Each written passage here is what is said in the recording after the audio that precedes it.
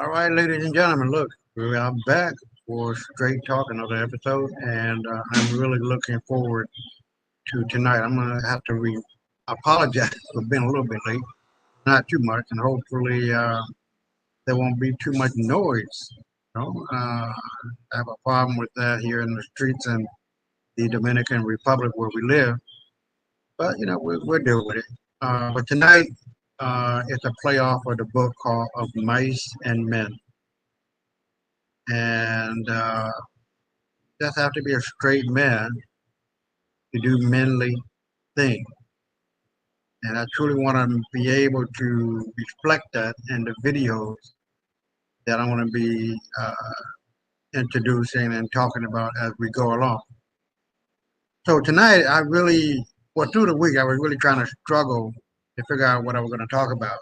And then I just happened to see the two wannabe Khazarian Jews talking about how they want to um, annihilate every Gazan in the streets of Gaza, believe it or not. And one said emphatically, if he had a button and no one would know that he pushed it, that it would kill every last Gazan and citizen of Gaza. And I would be inclined to believe that, that button would be for every Palestinian throughout Palestine. So let's just keep it real. I mean, Palestine is for Palestinians, not for the wannabe fake Khazarian Jews who think they are Jews, but are not but they are of the synagogue of Satan. Satan being the seven deadly sin, because these people, it really gets up under my skin, but these people are really, really the devil in human skin. They absolutely, positively live out the very nature of their being, which is evil. And the only thing they ever brought to the table of humanity were four D's: death, destruction, disease, and despair. And this is going to be going into Africa. The first group of these motherfuckers that are coming out of Israel are now in Western Cape of Africa. But we're going to get into that, and I'm going to share with you my feelings about that shit. I'm just really upset and truly, I really don't know. I don't know what to say about that. And these so-called, I don't want to, I don't want to use the N-word. I truly don't. But to be honest with you, it can be fitting. It is as if they are stepping fetching in 2020. But we're going to deal with that. And the sister of Africa who did that little piece, we're going to take a look at her video as well. So before I get started, I'm going to have to do my intro, because once I get started talking, man, I just can't stop. And then I forget all about the introduction. So right now, I'm going to go to a short 20-second introduction, and I'll be right back.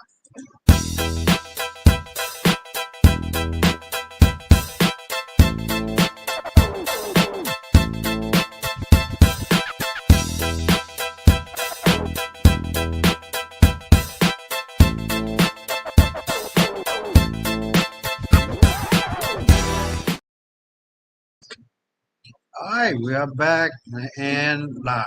So we're going to take these videos one at a time, and I'm going to be narrating whatever the case, or I'm commenting when the video is through, and give you my thoughts on that. But like I said, tonight's talk or conversation deals with the book that I read in high school. I think it's a typical book that everyone in America, if not the world, reads in whatever language, called Of Mice and Men. And powerful book, simple book. But right now in 2024, are we looking at mice or while we're looking at men, excuse my little boy, tripping. But he, the idea behind the book is really simple. Are you going to either be a man or are you going to be a mouse? Are you going to run from your situation? Or are you going to deal with them one by one and knocking the hell out of them and putting them in their place? So, when I get started, and when I take, like I said, one by one, and then I will do my commentary on it. And let me get to the share screen.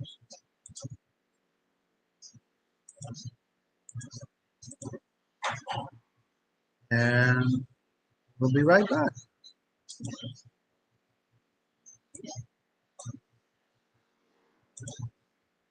Underneath Satan, there are what we call the five generals. The five generals are the five demons that are immediately hierarchically underneath Satan, and they are the ones who execute his plans. In some cases, they call it the table, because it's basically they get to divide up certain things. The first demon under him is Baal. Baal, now, Satan actually is the demon of impurity, but Baal is a demon of impurity. His principal function is to get cultures to succumb to impurity, primarily through fornication. Once the fornication sets in, then what happens is that the perspective that the conjugal act is ordered towards children is lost. From that arises the idea that sex should be recreational and that if you can use it for any way you get pleasure, that's fine. So Baal lays the groundwork. We saw this in our own country. It was called the Free Love Movement. He lays the groundwork. The next thing he tries to do is, although in our country he managed to pull something off that was rather extraordinary. The next thing is after that, as we read from St. Paul, God delivers men and women up to their lusts, and men will start to run to sleep with men and women with women. After that, then what happens is the culture, the next three demons show up. The first is Asmodeus. He's the demon of homosexuality in men. Then there's the demon of Leviathan, which is the demon of homosexuality in men, but of the masculine kind. These are the women who are heavy on the heels, we could say. Then there is the spirit of Lilith, which is the more seductive form of female homosexuality. After those have gained ascendancy in a culture, which, by the way, if you look at the cultures, every single culture is pushed in this direction. So, historically, not just ours, but historically, this is always the progression. Once you have...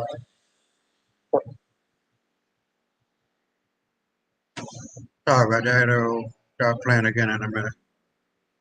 No, not in a minute. In a few seconds, I hope. So we'll see how it goes. Okay, come on.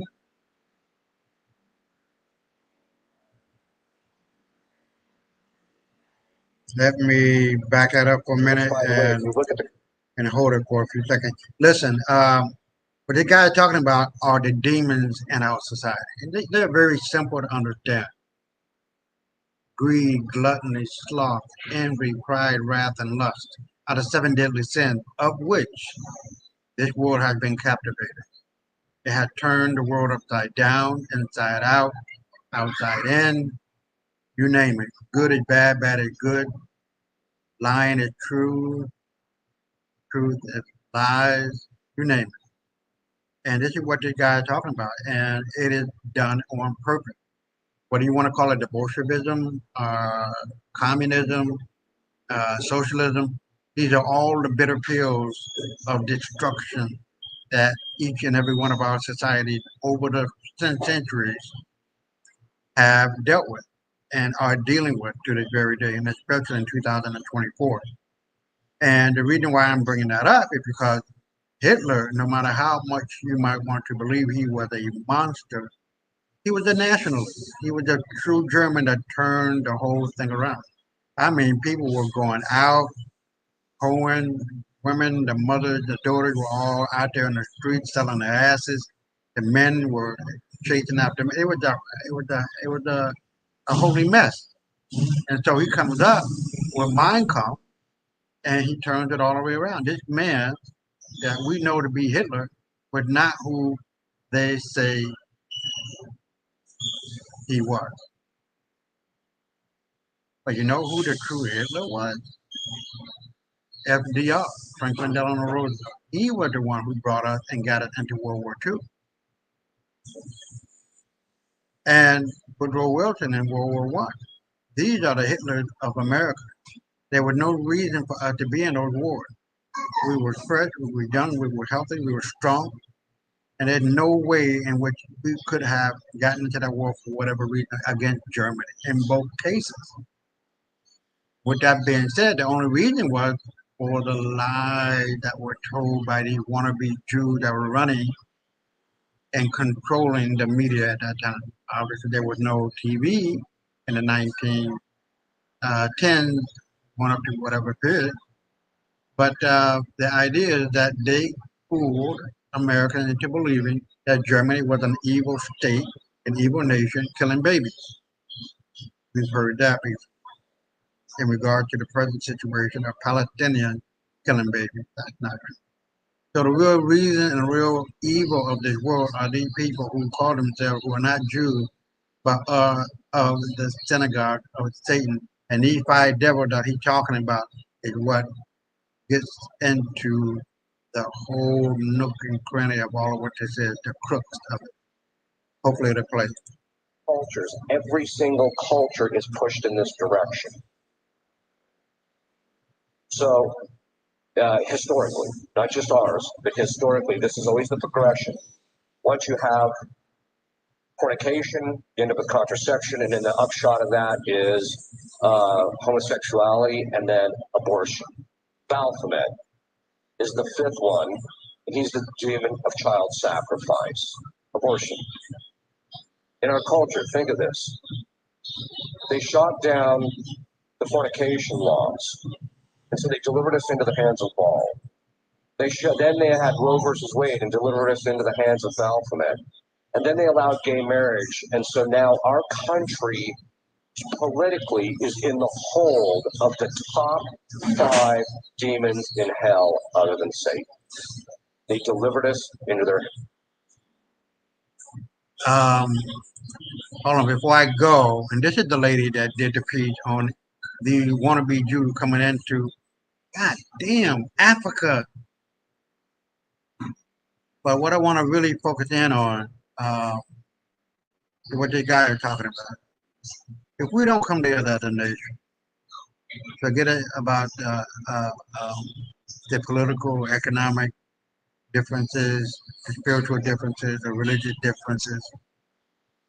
If we don't arrest and kill these people for crimes against humanity with the Jews that they've been given out, with the poison of our food, of our air, of our water, of our everything, we're done for. Now, I have always said on this show and Brother Maurice's show, Brother Maurice, if you're listening, that evil will always destroy itself and those who partake in it. Always, ALWAYS, and always, ELLWAYS. It never fails. Evil has its day and through the night, but when the sun comes out, the truth comes out. And there are 3 things that you cannot hide forever: the sun, the moon, and the truth. And when it comes out, woe be unto the ass of those who are alive. And the comedian, the famous comedian, he was saying all lies will be revealed in 2024. I can't remember any black guy. Hold on for a second. And we live in a nice, safe community. But god damn, I mean, they be riding them bikes, boy. I tell you, they're like a goddamn, like Marie said, it's like a racetrack up in here sometimes. What it sounds like. But anyway, it just behooves me that it has gone on this long.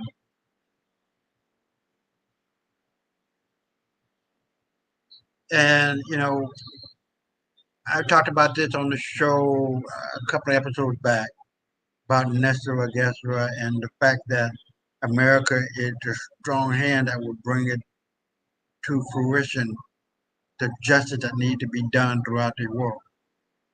And believe it or not, Abraham Lincoln thought it cute, and it went into the, excuse me for a minute, it went into the hands of John F. Kennedy Jr. He got killed for trying to end the Federal Reserve and all of that. And now we are here in 2024, in 2016, when Trump became president. America went bankrupt in 2017, ending the corporation, putting us back under the republic. So we are under land law, not sea law. So if you look at the flag of the, I can't remember the name of it right now, but the sea law, it has fringes on it. That does not apply anymore because we are on land law now. And if you look at the map of Washington, D.C., you will find that it does not say D.C. anymore because that's gone and buried. So there's a lot of things that are going on that Kamala that seem to be happening. And I'm going to step out here and say it, but each and every one of our birth certificates worth at the very least $100 million. And from what I've seen and from what I've heard, the Federal Reserve is no more. The CIA is no more. The FBI is literally and morally corrupt and no more. And there are a lot of agencies that are placed under the Republic of America now. And from what I'm gathering, and hopefully this is true, but we're going to find out whether or not Trump is still president. He's the chief, what is the CIC? Oh, shit. The chief something. I don't remember now. My mind is going blank. But anyways, he's still the president. He's the 19th president of the republic. The 18th president of the republic was, oh my God.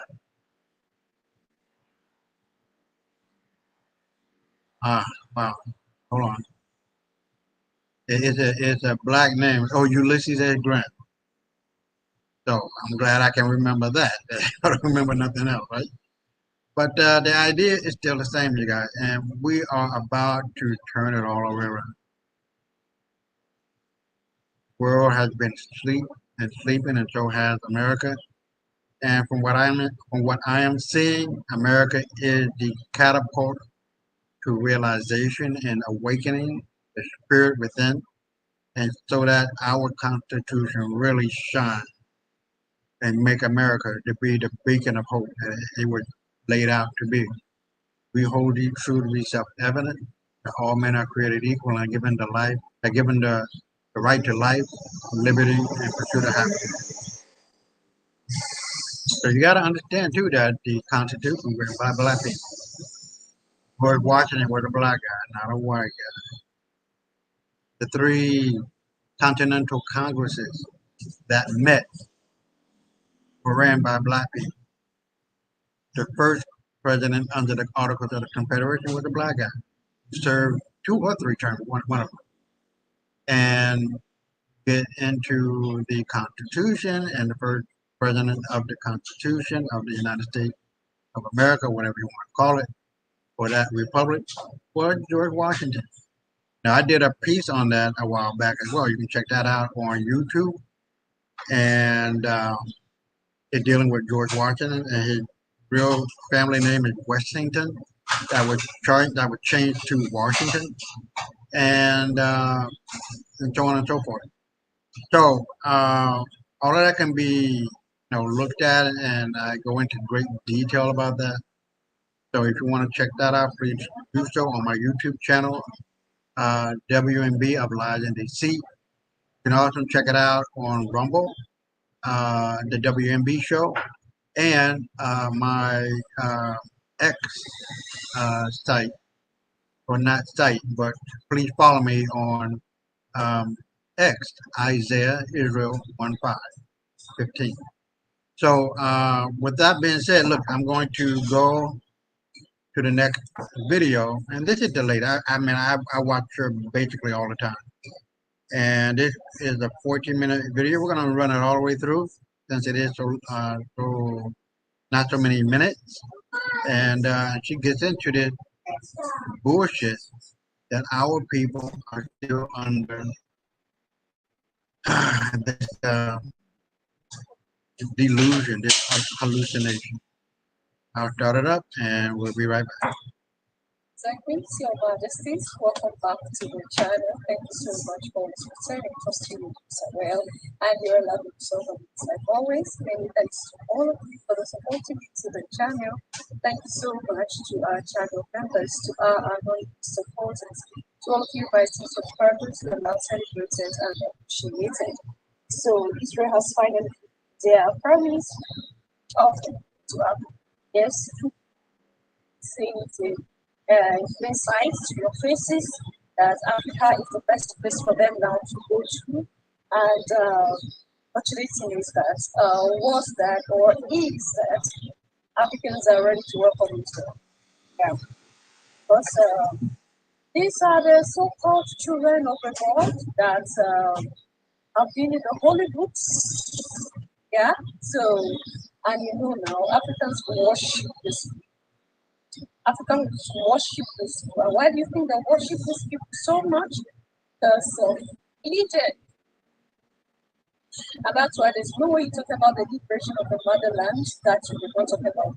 There's no way you talk about geopolitics and what. There's no way you talk about Africa, the history of the motherland, and we don't know it. So if we want to be liberated, first liberate ourselves. Because of religion, or the belief that people had that people grew it through the Abrahamite religions, that they have it in their head that these people who have taken off homeland and displaced people, a lot of people are homeless today. They don't even know what the next do. They feel that these people who are causing all these atrocities and abominations the world today are the children of the God, and it is a God that has given these people the power to do all. What kind of God is this? Answers your Majesty, rather than what kind of God that is so organized religion? What kind of God is that is so thirsty for confusion, so thirsty for blood? And other people are living happily, peacefully. This God is not happy. This God will always cause a problem through these so-called children of the God, right? So there was a time that there was a time that Netanyahu was on the threat, and he was talking about the dreams that Israel have for Africa. Beautiful dream of coming to Africa, because like Africa is a virgin land, and a lot of possibilities are in Africa. And they are going to come with their own technology to help Africans, Oh my goodness. So when Africans hear this song, hey, they are going to vibrate. Finally, God has answered. He sent his students to come and save us. All right, let me take it. That's it. You might think these things just happen. I think there's no need to be worrying ourselves over. This is just, it's not important. It doesn't have any meaning. But I keep, this is how they carry on their plans for your faces. And then you see to ask yourself, well, when did they plan this thing? They had planned and they won't go to. You're blinded by either religion, or you decide not to involve yourself in things that is about your own salvation.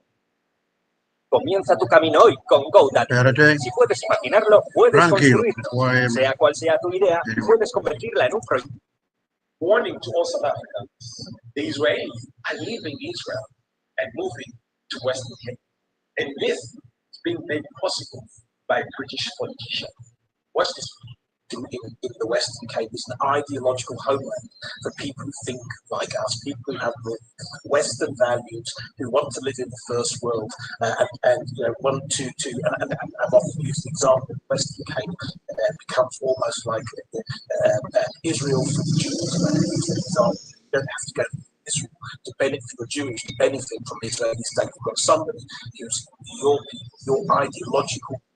And they're going to have your best interests at heart. And I think it's the one place where in South Africa, current South Africa, you can create hard power, have a police force, you can have a military, you can have all actually be in a situation to influence in a really significant way at a national level the circumstances in South Africa. Now, in the video, we're seeing British politicians discussing creating a new Israel in Western Cape. As we all know, they've been trying to annex the Western Cape from the rest of South Africa. The TA government has issued permanent places of Europe, South Africa to settle down. Why? The nation of Western Cape so that they can have voting power. And guess what they're doing? Local South Africans in the Western Cape, they are making sure that life is expensive for any black person in the Western Cape so that they move out of the Western Cape to other parts of South Africa. And they've done this for many years. And that's how they've managed to keep the TA in control of Western Cape. You know, the Israelis know that where things are going, instead of Israel has slim chances of surviving. So they have to plan B. They're trying to Israelis from out there to Western Cape.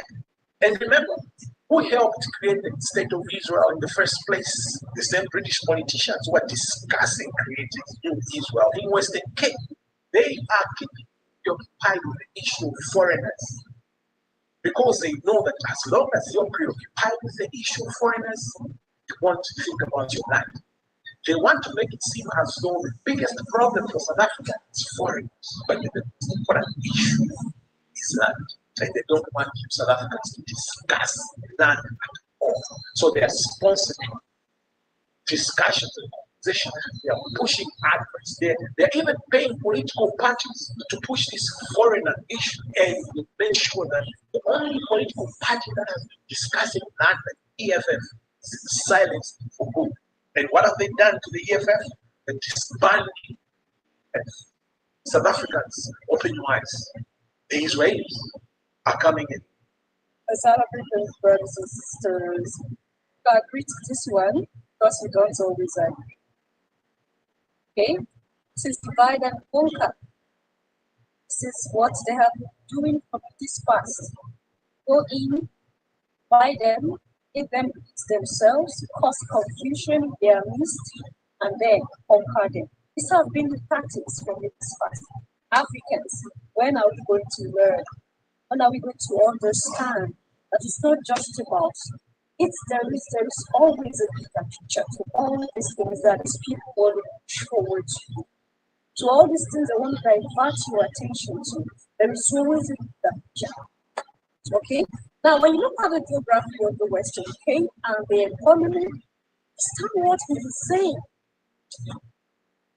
I got a lot of South Africans who came to him at the section, at his comment section, and were agitating or getting angry that what he's saying is not true. It's happening before you, and you are still doing it.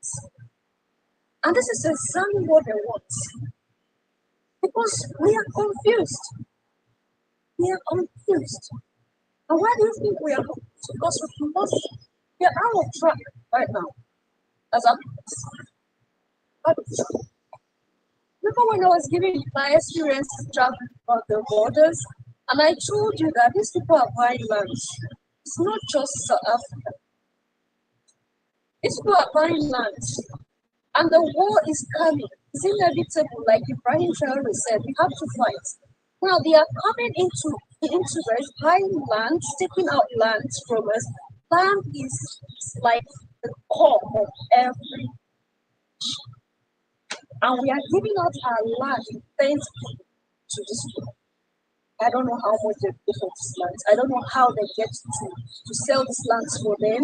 Make it difficult for ourselves as Africans to purchase lands from countries in Africa, but we make it so easy for Africans to come and purchase lands in Africa. We are losing it. And this Have you ever wondered why some people get Wait a everything they second. want while others struggle just to pay their bills? people are so patient that they will gradually make the plans that will be established maybe 20, 30 years coming. They can start gradually now to encourage to prepare themselves. This is how they love their race. This is how they love themselves. Why can't we, as a black nation, I'm not talking about just Africans now, melanated in every corner of the earth, have a cause, have a purpose. These people have a cause, they have a purpose. And what is that purpose? That they survive. We're talking about Amma Taigu, what she said here, that Africans, black people, black survival skills, everybody, all of you were angry. But defending yourself, that what she said was not right. It's painful when the truth is wrong on our sometimes. She said we lack survival skills, we're all angry. The Chinese man said we were stupid, we're all angry. And this is it playing before us. It's playing here for us. Now, I have been throwing your mind to how the Israelis impacted Palestine. Okay? The people that your holy books talk about are not these people that are in that land to the causing confusion. These are people that came from Europe. They planted them there, gave them names, taught them things. How many times do you want to hear it? Because that place became a state in 1948. The state of Israel was created in 1948. She said it on the head. How many more times do you need to experience these motherfuckers for what they are? The fucking pure evil. They don't give a fuck about their mama, their daddy, their no one. Right? They don't. They talk about they're Jews and they're Torah keeper. They're not. They don't know a motherfucking thing about the Torah. They don't know a motherfucking thing about the Talmud. They don't know a motherfucking thing about Tikkun Olam, which means the healing of the world. You don't go around fucking other people and taking these shit and killing them. That's not the healing of the world. That there enough evidence to show and tell. We have been around the block a billion at one time to show you that these people are not the real Jews. Let's continue. Now, when you dig into the leaders, those who are leading those group of people called the Israelites today, do some diggings to their governments. Do some diggings to those who discover that all of them have European origin. They all have European origin. None of them is original to that land, Palestine. Oh yeah? Netanyahu himself, is he original to Palestine? They hide most of these things, okay? And they prevent people from talking. They hide most of these things and prevent people from talking. Is Netanyahu original to Palestine? The answer is no. All the ministers and their gods, are they originals to Palestine? No. All of them that call themselves, are they original to Palestine? Except those who they just give birth to the generation. If you do your own findings in Palestine, understand what I'm saying. Prior to the Ottomans ruling that angle itself, there were people who lived there. When the Ottomans took over Palestine, they took out those originals who were there and they took over. That was how we got original Palestinians there. Yeah, it's painful. But the truth is that the Palestinians themselves, who are called the Palestinians today, are not the originals to that land called Palestine. They are not originals.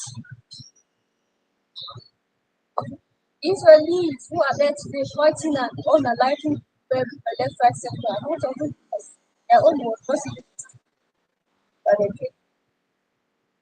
And there was a plan. There was a reason why they packed them and put them there. And now they are beginning to see that Palestinians themselves, those who are there fighting with them right now, are not ready to give up this land. They are looking for places where they can shift this land. And where do you think is good enough? Is Africa. So right before your faces, they are buying lands. And I just hope it will not be too late for us. That there will be a time that they will come and fight to take our lands from us. If we do not fight, these people will come take our lands. They have started already. They have been in different parts of West Africa, South Africa, Central Africa. They are there. It's like they don't dispatch them gradually now. They dispatch them, few of them, are just roaming around purchasing land. When I say they purchase land, they purchase acres of land. And then we have our brothers and sisters in the diaspora, come back home, come back home. Come back home, come back home. To be like, just wanted to come and share in your suffering, or you want them to come and sing. If we don't work together, how do we work out our salvation? Nothing is coming from the skies. It's like, Did you hear what you just said? Nothing, motherfuckers. Not Jesus, not Buddha, not Allah, not Moses, nothing. Nothing is coming from the sky. You, motherfucker, are coming. You are the savior of yourselves and self. No motherfucker is coming to save you but you.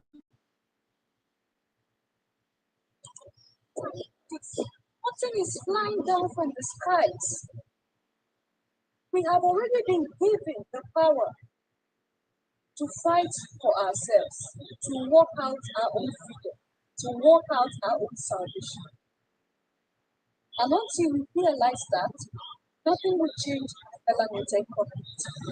The first section, and I'll see the next one.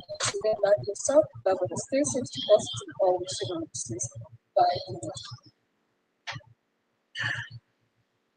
I have nothing else to say. She said it all. And then the last 2 minutes, she said all of what needed to be done. The power is within your hand, black man, black woman, black people around the world. There is no man, white, Arab, yellow, going to stop you from being you, from being the dominant people upon the planet. Everyone depends on you. Everyone is eating at the table of Africa. And you're going to hear a sister talk about that and a few more videos. And let me see what's up here. So now, these are the two motherfuckers. Excuse me. You got my blood is boiling with these motherfuckers. I swear to God, man. If I were the judge, jury, and executioner, you know what the fuck would happen. So it's an 11-minute video. We're gonna play it, and I'll be right back. Bruh.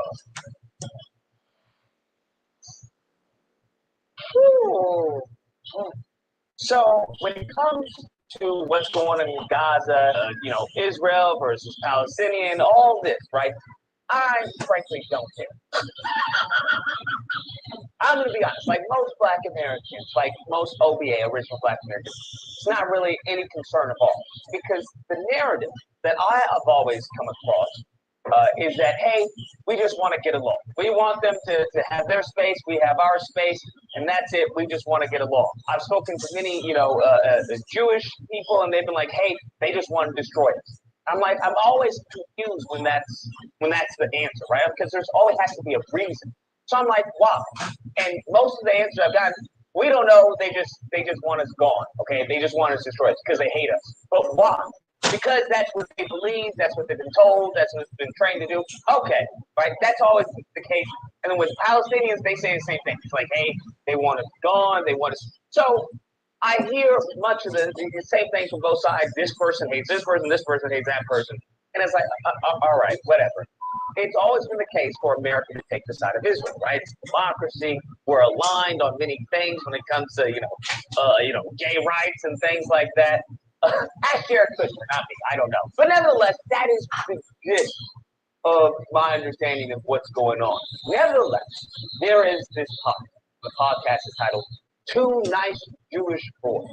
That's the podcast. And this guy says, well, both of them actually, they're talking about Gaza. And they're talking about it in such an inhumane, flippant way that's extremely concerning. Now, I'm not going to bring up as far as whether Israel or Netanyahu was spying on Trump when he was in office.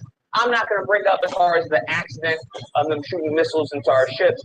I'm not going to bring up a litany of things. Not going to bring that up. I'm just going off of this point. This guy is talking about, hey, listen, if there was a red button, and that red button would eliminate all living things from Gaza that he pressed.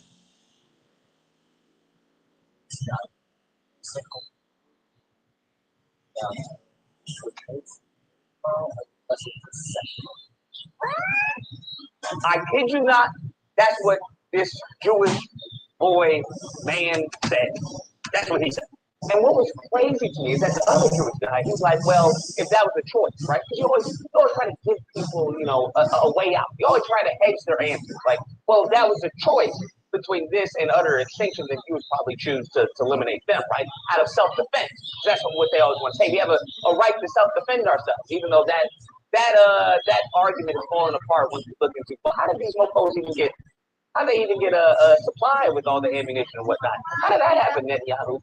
But nevertheless, that's what the other guy tried to do. And the other dude's like, yeah. Wait, no. He refuses the output.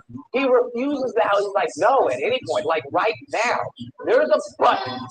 Okay, all of Gaza, I do it right now. It's just like, if that's the choice. Yeah. No, even if it's not like right now. Yeah, I would press it right now. Now I'm thinking to myself, well, from my understanding, it's yes, predominantly of Palestinians in Gaza, but there are some Jewish people, if I'm not mistaken, in Gaza. So I'm like, you have so much hatred for these people that you're willing to take out some of your own? Is that what you're telling me? That's what you're telling me? Because after he said that, he talks about, I think most Israelis feel that way. And I'm like, most Israelis? Wait, what? I've been told that that's not the case, right? That's what I've always been told here in the U.S. Like, hey, these people are angels, and these demons want to attack them, and they have to defend themselves. Then the other dude is like, well, most Jewish Israelis. I'm like, bro. Yeah, the same with the territory. And I think most Israelis. Yeah, most Jewish. They would post. This is crazy. This is crazy. Talk about saying the quiet part out loud. I'm like, do they know we can hear them? Like, you know that, like, we can hear what y'all are saying, and it's pretty crazy. So I'm like, we went from all of Gaza. Most Israelis feel this way. Most Jewish Israelis feel this way. But then they top it off. Then they go full cuckoo for cocoa puff. Okay, full cuckoo for cocoa puff. Because then he goes from, well, instead of taking out Palestinians and some Jews, right, in Gaza, he goes to, well, if this meant all Palestinians are gone, he would press it and ask for another. They would talk about it like that.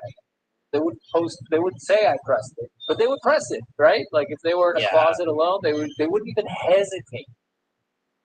Someone came to them in the dark and said, no one, no, press this. You'd be like, okay. Is there another one? Bro, are these? Now, let me be clear. I'm not saying that this person is a representative of all Jewish Israelis, but is this really where our money is going towards? These people seem very, what's the word? Evil. That's the word I'm thinking about, like evil, like wicked. That's what it seems to be, like absolutely wicked, villainous, heinous group of people. That's where your mindset goes to. What, just wipe out a complete group of people for what? He's talking about everybody, bro. Men, women, children, innocent and guilty alike. He didn't, because it's always been, from my understanding, it's always been Hamas. hey, Hamas, Hezbollah, we got to get these people. These are bad. They're corrupting, yada, yada, yada, right? This mofo completely bypasses that narrative and just like, not all of them, bro. All of them. That's how most Jewish Israelis feel. All of them. If nobody knew, right? If we throw stones and then hide our hand, yeah, I'm down with that. I'm absolutely cool with that. Like anyone in a he said in like a closed space, nobody will ever know. Nobody will ever know. Someone came to that regard and said, no one will press this. He said that most would push that button. Now, I don't know about you, but that doesn't seem like an ally. I'm just saying, that doesn't seem like an ally. That seems like an opportunist. That seems at the point in time, God forbid, America falls, they will make an allyship with the next superpower. It has nothing to do with America, it seems. It has to do, well, you just happen to be, a useful fool right now. That's what you seem to be right now. There's no allegiance to the country. It's just that you just happen to be in this position of authority right now. If that position of authority changes, then so be it. We'll make a deal with them. We'll make a pact with them. So that's extremely dangerous. I don't know what to tell you. That's just extremely dangerous. The amount of influence that certain lobbyist groups have here in the country. When we have the president of the United States talking about, hey, you do the same thing against Israel, you'd be done. You'd be done in politics. That's what Trump said. And compounding with the Tucker Carlson interview of the congressman talking about, hey, everyone has like an AIPAC, little babysitter. Well, let me ask my AIPAC babysitter. Like, no one finds that a little concerning, troubling, problematic at the bare minimum? And that has nothing to do with the hatred against Israel or anything like that. But we've got to reevaluate the relationship, right? Just reevaluate a few things. Just be a little more strict here and there. Because if you have a few people, right, not even saying that these people, right, are representative, like I said, representative of all, but even a few, that's dangerous, bro. Because they're now using your good faith, right? You saying, hey, I'm giving this to you in good faith that you're going to use it to defend against the evil forces that are coming to attack you. If you have a few people who are like, well, yeah, absolutely, and then they go out and do, war crimes or something like that, then how do you bring them to justice without completely crumbling and leaving the future of Israel in shambles? I just don't know how you do that. So it seems to be very much binary in some cases, where it's like you get a free pass, a blank check, or no check at all.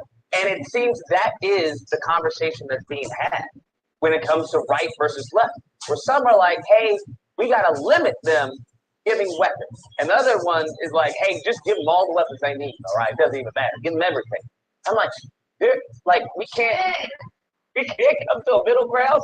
Hey, you can defend yourself, but this is where we draw the line. And it's really strange, especially if they are that embedded in the country, to as our own Congress people, our own president said. This should be absolutely, there should be an outcry against this podcast. I would think there'd be tons of people who are, decrying this and saying, hey, I don't, represent that. These people don't represent Israel. I denounce whatever they do, right? I denounce what they're saying, yada, yada, yada. Because this is pretty heinous. Just saying. Anyways, guys, that's the video. Let me know what you guys think. Whether or not you believe Israel's our greatest ally, okay? All right. Don't believe this propaganda. This, we got to, fight for freedom just like they're doing. Or I believe, yeah, I hear you, but once you have someone say what they said and trying to speak on behalf of a group of people in such a malevolent, vicious way, I think there should be someone should address this. Be like, yo, he's talking out of his butt. He doesn't represent us. That's not what we want. Because it poisons the well moving forward regarding anything Israel does. That's all I'm saying. Anyways, if you happen to disagree, you know where to find me. Friday through Sunday, this is the day. Call in, duke it out.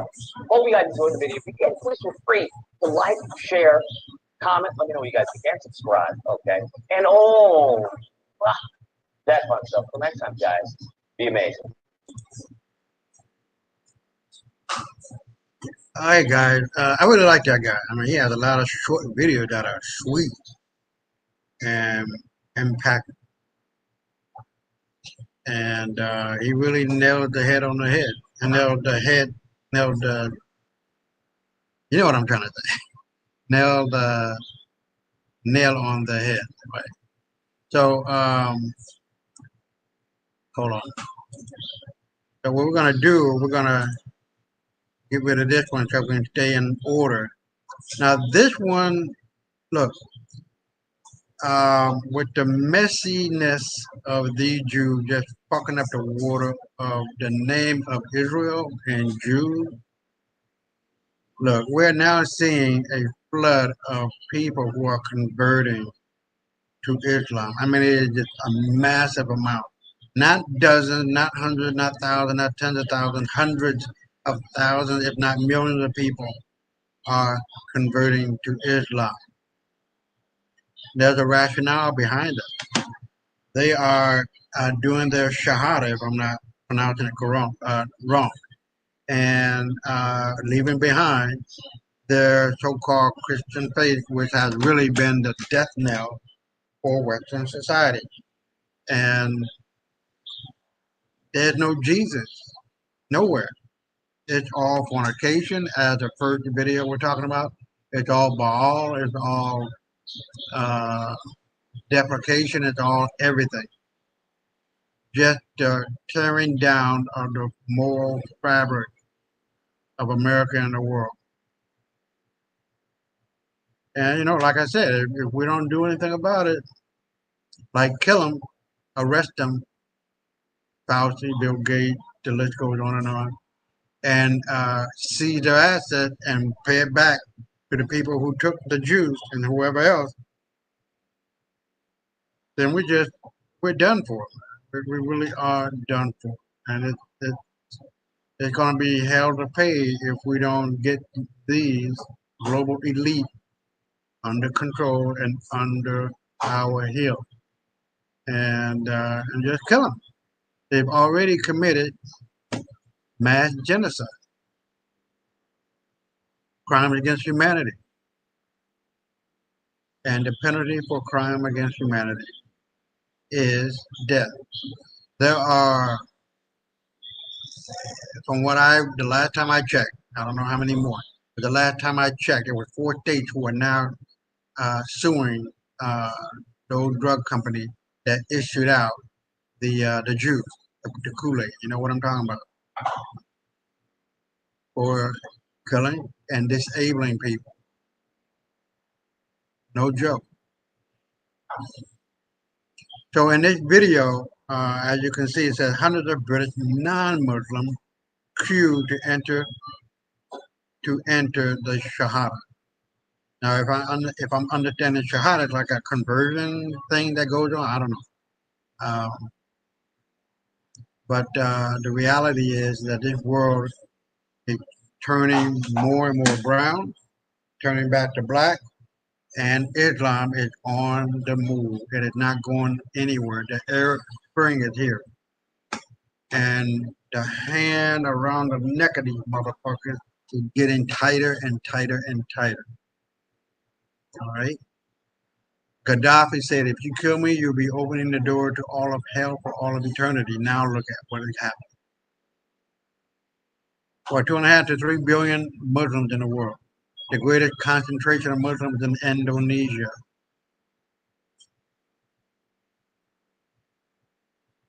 It's over. Over. The West, better known as whites, is over. Europe, better known as white, is over. The evil has seen its day. God don't like it. God don't like the smell of this shit. And it's over. The universe said enough is enough. It's over. The sun don't like them. They're dying from that.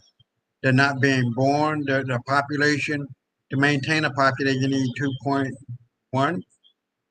White people population before the Jews, before they were taken, because 80% of those who took the Jews were white. They are being chemically castrated with that juice. It's somewhere around 0.03. They're done. It's over. And before you know it, And I predicted it to you, Brother Muhammad, before the end of the year, going in the first quarter of 2025, it will be back in black hands, where it should be, where it must be. So let me play this video. It's 8 minutes long, and I'll be right back. I'm gonna get me a sandwich, and I'll be right back.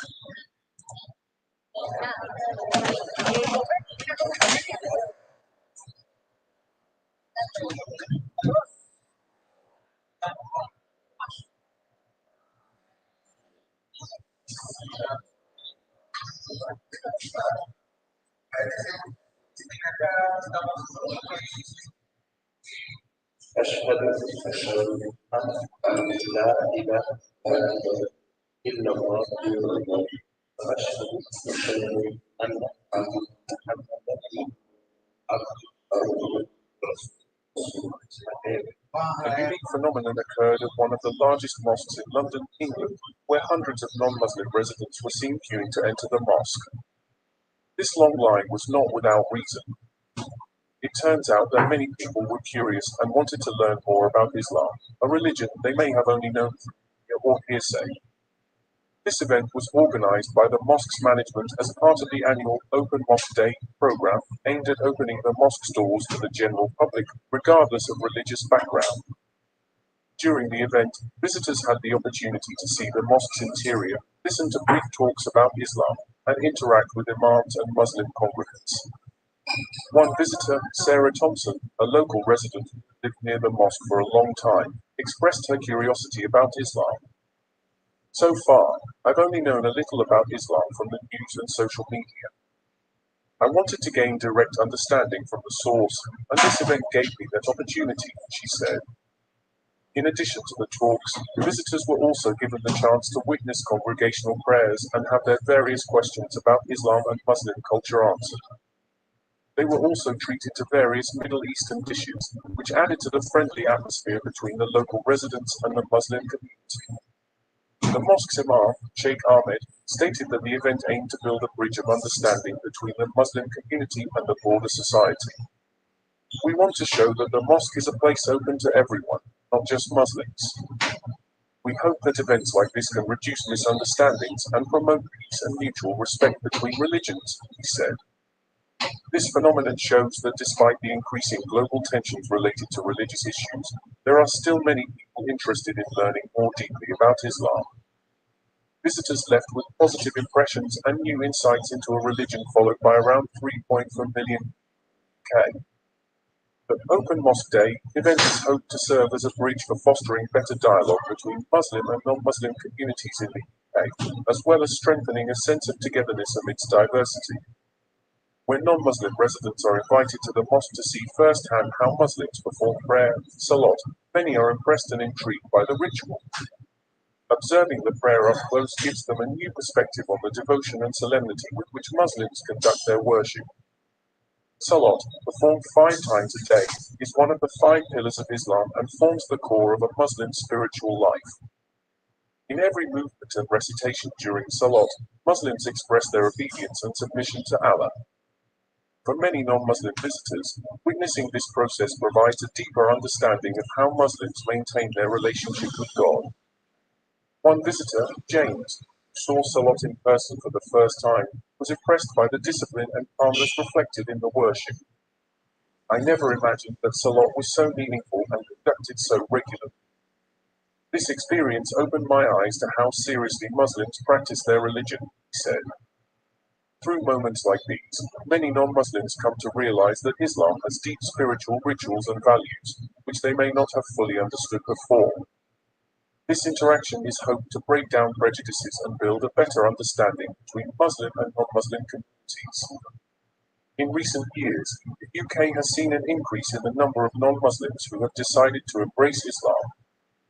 This phenomenon is largely driven by their interest in better understanding Islam, which often begins with a visit to a mosque, interactions with the Muslim community, and attending events like Open Mosque Day. Many of them initially were simply curious about Islam, but after delving into the teachings of the religion, they found the truth and peace they had been seeking. This process often occurs after they witness firsthand how Muslims perform their worship with sincerity and devotion, as well as the moral values taught in Islam. A British citizen, Emily Carter, has now converted to Islam, shared her journey towards Islam.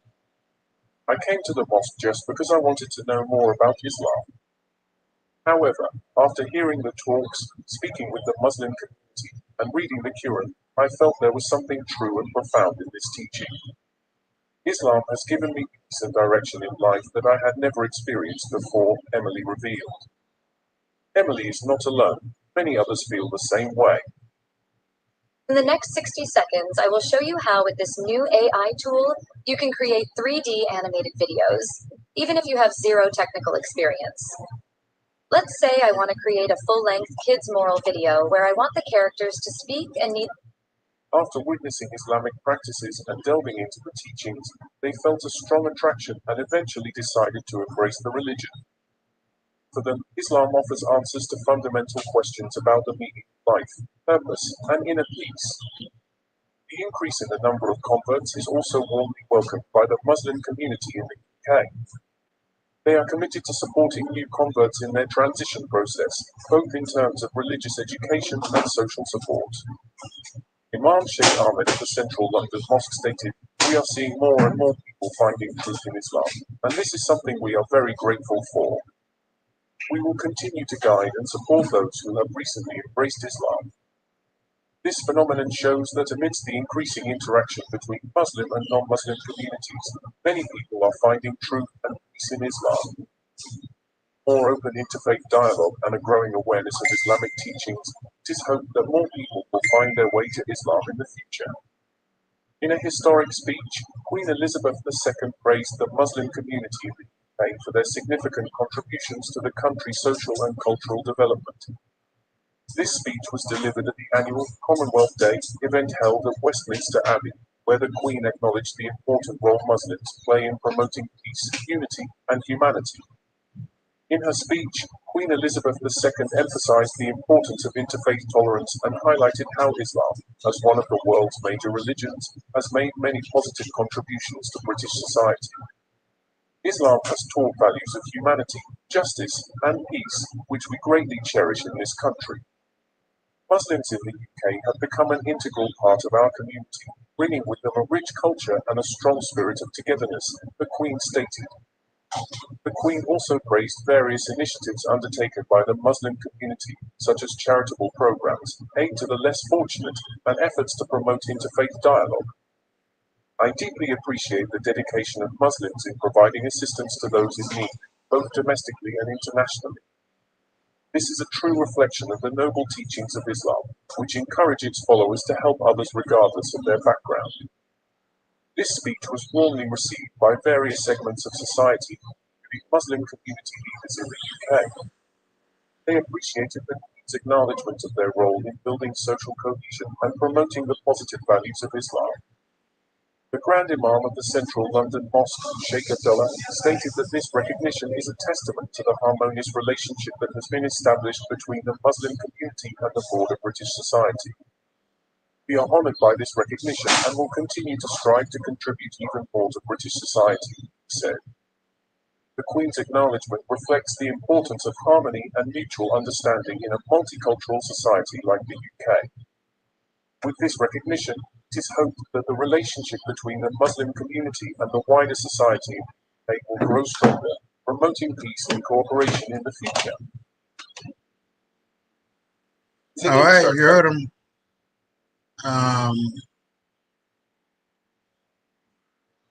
This is not a joke. This is something that happened a long time ago, long before in the birth of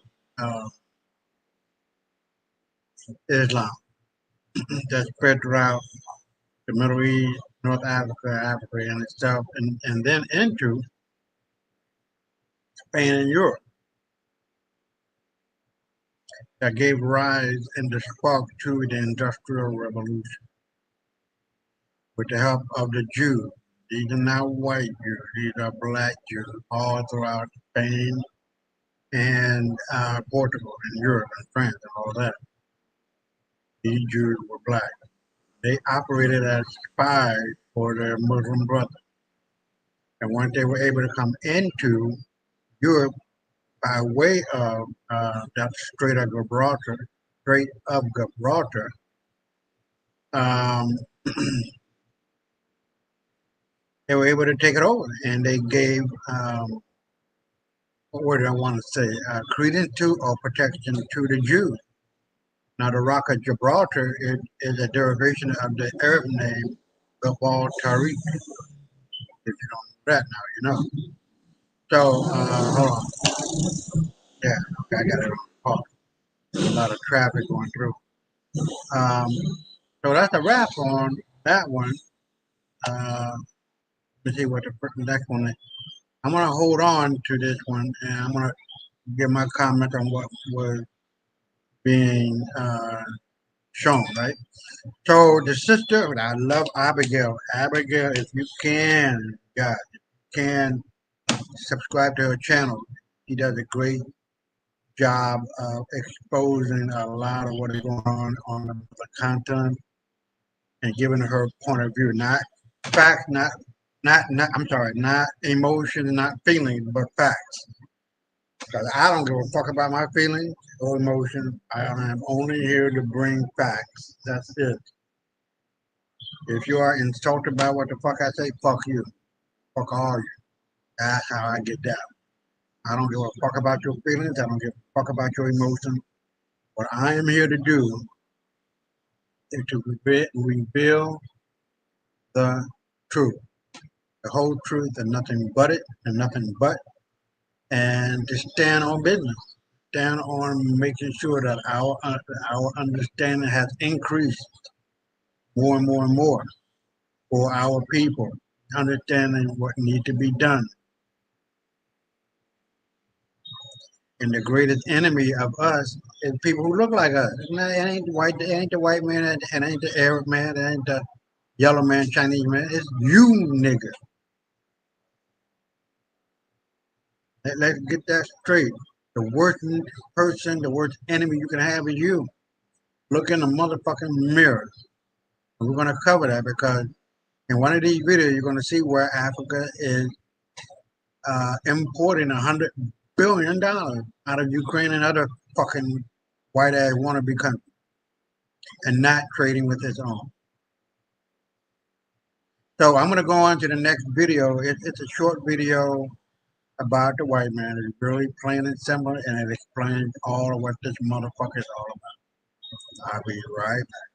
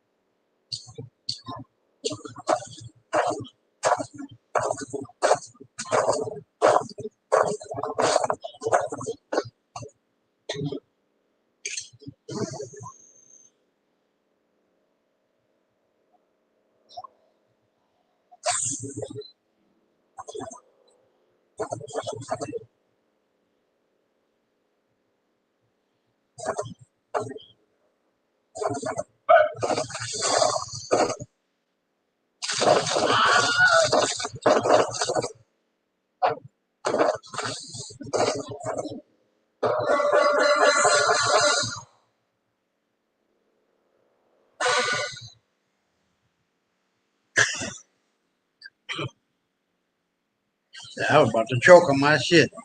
Yeah, so in the end, the white man loses. In the end, they die. In the end, justice wins. It always does. It always has been like that. Evil will always destroy itself in the end, and those who partake in it. Excellent video. It lasted 3 minutes and 33 seconds. No, 3 minutes and 36 seconds if I let it play out. But it illustrates the level of inhumanity within these motherfuckers. They have no care in the world about what's fucking going on. For example, the white yellow motherfuckers in Japan, Fukushima fallout. Somehow, some way, people are not even thinking about that. They just go on about their motherfucking life. All of the seafood that we've been getting from the Pacific Ocean is tainted. It's no good. But somehow, some way, our governmental agency raised the level of safe radiation, let's say from 1, where, you know, no level of fucking radiation is good. Alright, so, but before this Fukushima bullshit started and that plume of radiation came throughout the Caribbean islands and all of that, and hit California and pushed its way all the way into the Middle East, the Middle East, I'm sorry, the Middle West, the Midwest rather. They raised the level of acceptable radiation, let's say from 1 before to 20. Ain't that a big? Oh no, you okay now, bitch? We just raised it to 20. You'll be alright. Motherfucking people are dying and they're not even knowing about it. America perhaps has, well, not perhaps, it has bombed itself over 60 times. If you can believe that with the atomic bomb. There's a nuclear fallout in Florida that took place, and that is taking place that nobody ain't talking about. And close to New York, there's another place. And in the Southwest, there's another place. This is not even being talked about or discussed at all in the media. But I'm discussing it. I'm just letting you know. I'm not letting nothing go by me without it being talked about. You are going to get the 911 on our show and the 411 on our show. All right. So let me get out of here and let's see what's up next. Now, this is Khalid Yasin. Now, I watched him yesterday, and Brother Muhammad, you need to, if you haven't watched him, you need to hear what he's saying, and then especially about the Nation of Islam in another video. If you look this one up, it'll pop up with the with the Nation of Islam and what went on and all that. So I might have to do that show about Khalid Yassin, and what he's saying about the Nation of Islam. And matter of fact, it's right here. See that? Khalid Yassin about the Nation of Islam in Farrakhan. So if you get a chance to look at that, for people who are watching, watch it. And we are we're an hour and 21 minutes into the broadcast. So I'm not going to rush. I like doing things my way. And I like being very, very, very careful about what I say and what I present, and making sure that it is presented in the most professional of ways and that it is complete. So when I finish and you watch it, or you've been watching it from the get-go, you're gonna be like, yeah, well, we understand. Yeah, that's it. There's no ifs, ands, or buts about it. Isaiah, you're right.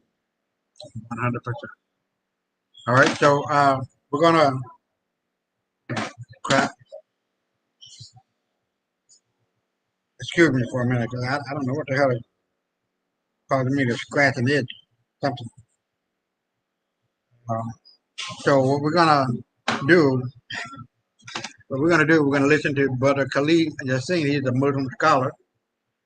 I don't know if he's an imam or not, and he's in UK about Islam. So we're taking a look at that, and then I'll be right back. Hi guys, so welcome back. Hope you guys are feeling good. So this video actually went viral on the internet, whereas Canadiancy addresses the non-Muslim about this crucial issue, this particular issue regarding Islam. So let's check it out. Let me tell you something that you should need to know. There's a report that's been put out. This report has been developed in America. It is what most of the governments in the world today are using as a ruler and a parameter to judge Muslims, to evaluate Muslims, to diagnose Muslims. And let me read to you what they have said concerning us. They, the so-called non-Muslim experts, have politically and ideologically grouped us into the following categories. They said that the Muslims of the world are basically four different kinds. They're talking about Ta'ifiyah now. They are fundamentalists, they are traditionalists, they are modernists, and they are secularists. Let me define those terminologies for you. Fundamentalists means those people who are saying we want to go back to the Quran and the Sunnah. We want to establish the Quran and the Sunnah. We want to follow the three generations of Islam. No, we do not want bid'ah. We don't want ghulu. We don't want excess.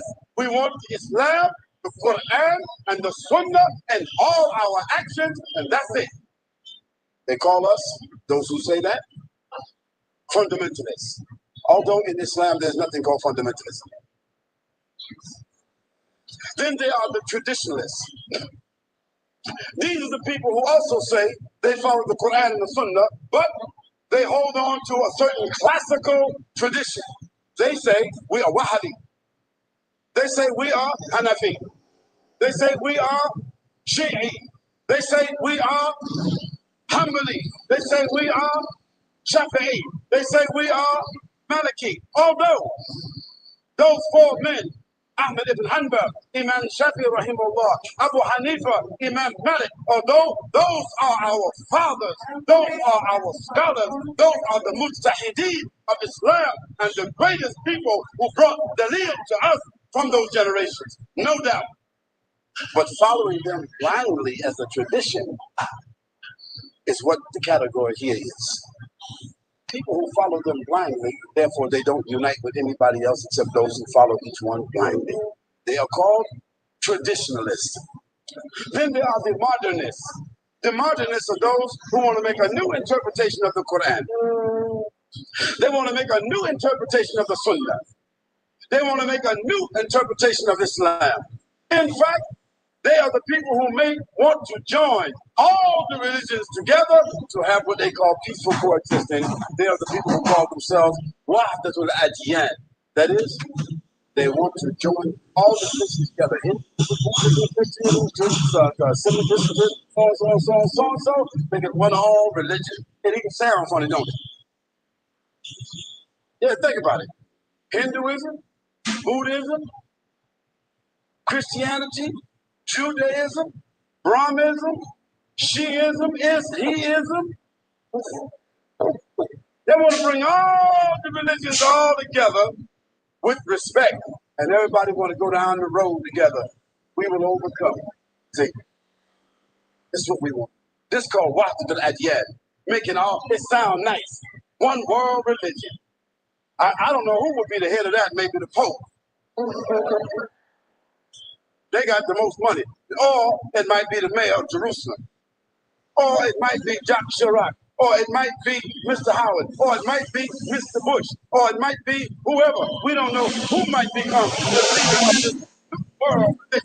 Hold on, that's a lot of noise.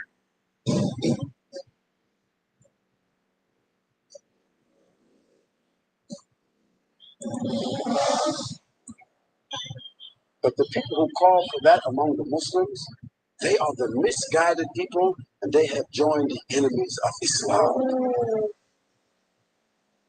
No matter how intellectual they are, no matter how sincere they are, no matter how educated that they are, they have joined the camp of the enemies of Allah subhanahu wa ta'ala, and they have said by doing so that Allah subhanahu wa ta'ala.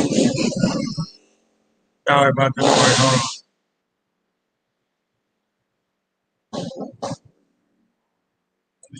Allah Ta'ala has not given to us the haqq. And that this deen of the Quran and the Sunnah and the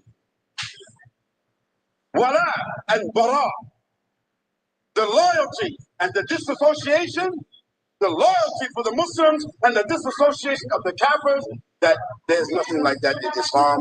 We just go along down the road with whoever's happy with us, we happy with them too.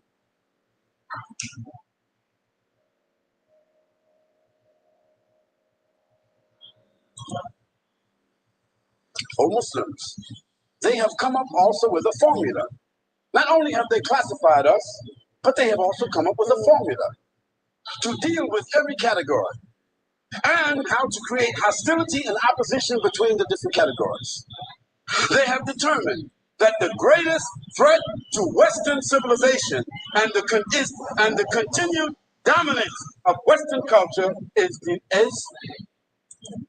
Western civilization means white civilization. Is to make sure that the Muslims never reestablish a global identity and that there is no opportunity ever for them to reestablish the Khilafah. Can we repeat that point? Talking about black people, that cannot be stopped. The will of our people must manifest itself. And that manifestation is control, political control, economic control, spiritual control, and physical control.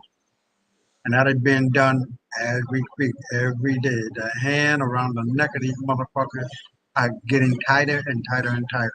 They're being killed, point blank. And this is why they're so fucking scared. And this is why they are being converted or going through conversion, the Shahada. But they don't want to be a part of that sword around that neck. They have determined that the greatest threat to Western civilization and the continued dominance of Western culture, Western civilization and Western culture, white folks. That no nation among the Muslims develop among themselves a global identity. And secondly, they never, ever have the ability to reestablish the Khilafah. You're talking about you, black man. Now, this is in their protocol. Black woman. This is what you should understand. That's why they're trying to keep you from learning your history. This division is subtle and hidden, meaning that most Muslims wouldn't even know it. Therefore, it is more difficult to recognize than to treat. The non-Muslims who consider themselves as authorities and experts on Islam and Muslims have observed the following. Listen to this, please. The Muslims in the world are divided into the following basic socio-political groups: Asians, Arabs, Africans, those of the Far East, those of the Near East, those of European, American, and Australian backgrounds, although those are of the minority, those of Slavic and Russian backgrounds, although they are also a negligible population, and those of South America. Just what they said. Look how they divide us. Our objective is to polarize these ethnic groups. That means to keep these ethnic groups from uniting together and exploit their cultural differences. In this way, we can maximize our global agenda and we can minimize any global threat from them. SubhanAllah. Look how clear they are. Look how bold they are. Look how blatant they are. And look how accurate they are. On the issue of ideological and personal differences, this has existed since the first century. Since the first generation of Islam, Muslims have went through this whole thing of Ta'ifiyah. They have went through this whole thing of Nafsiyah. أعوذ بالله من الشيطان الرجيم بسم الله الرحمن الرحيم يا أيها الذين آمنوا إن جاءكم فاسق بنبأ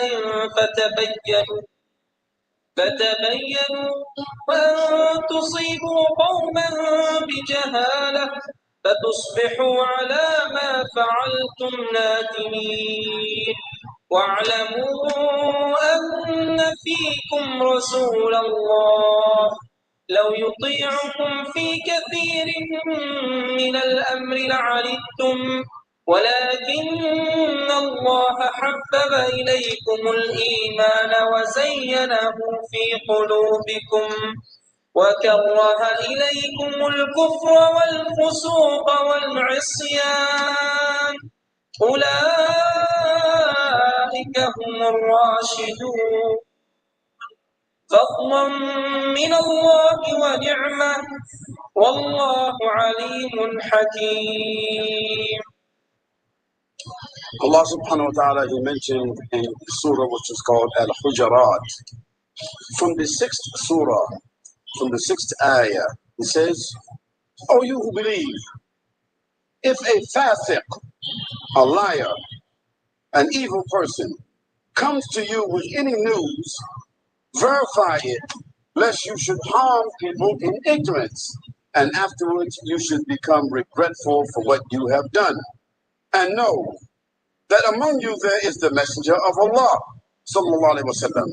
If he were to obey you in most of what you say of your opinions, desires, and the news you bring to him, in much of the matter, you would surely be in trouble.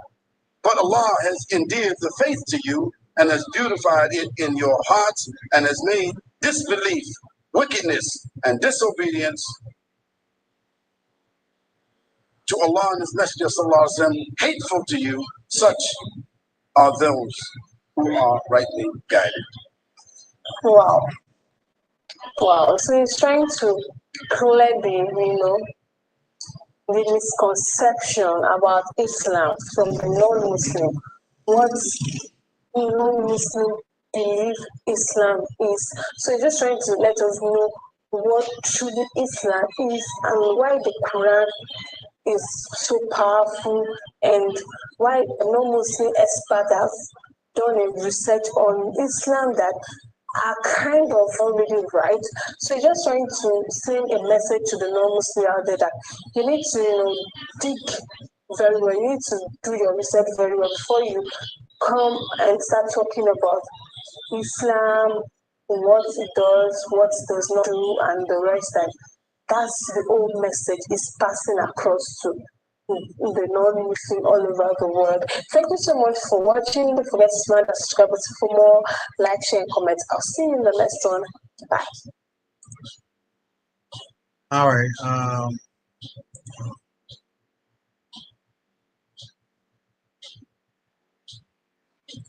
Now this one, I'm gonna make my comment, and I'll be right back. This is really short, about 15, 20 seconds.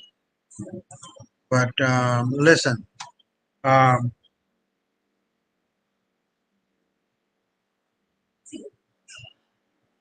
black people, my people, our people, you gotta understand from which you come are the greatest, most powerful people on the planet. Stop acting like you don't know or you don't care or you're gonna go for the bag and doing all this bullshit. Wake up. The kingdom is in you, my people. God is in you. You are the one that's coming to save the day. Nobody else. Islam, Judaism, Christianity is not a religion. It is a way of life. They help you find the way of life for you. Find peace.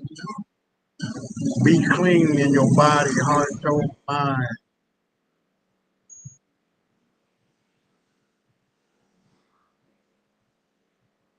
Manifesting what you want in life is easy. You do it 24 hours a day, 7 days a week, even though you might not even be aware of it. You hope for tomorrow. Oh, I got to do that tomorrow.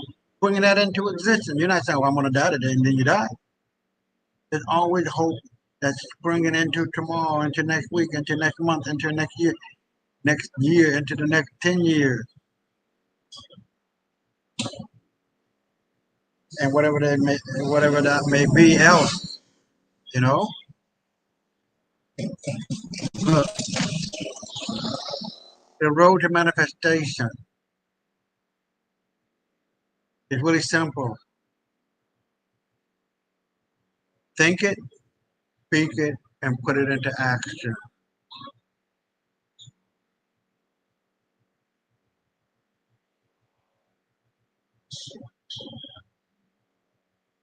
When all three are operating at the same frequency, the same vibration, you are telling the universe, this is what I want, this is what I need, and this is what I'm going to get. You did that, if you think about it, in high school. You didn't think, oh, well, goddamn, I got another 10 years to go. I ain't going to make it. You went to school every day.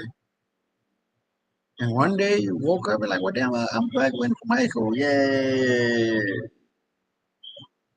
Go to college. Oh, shit, I got 4 years.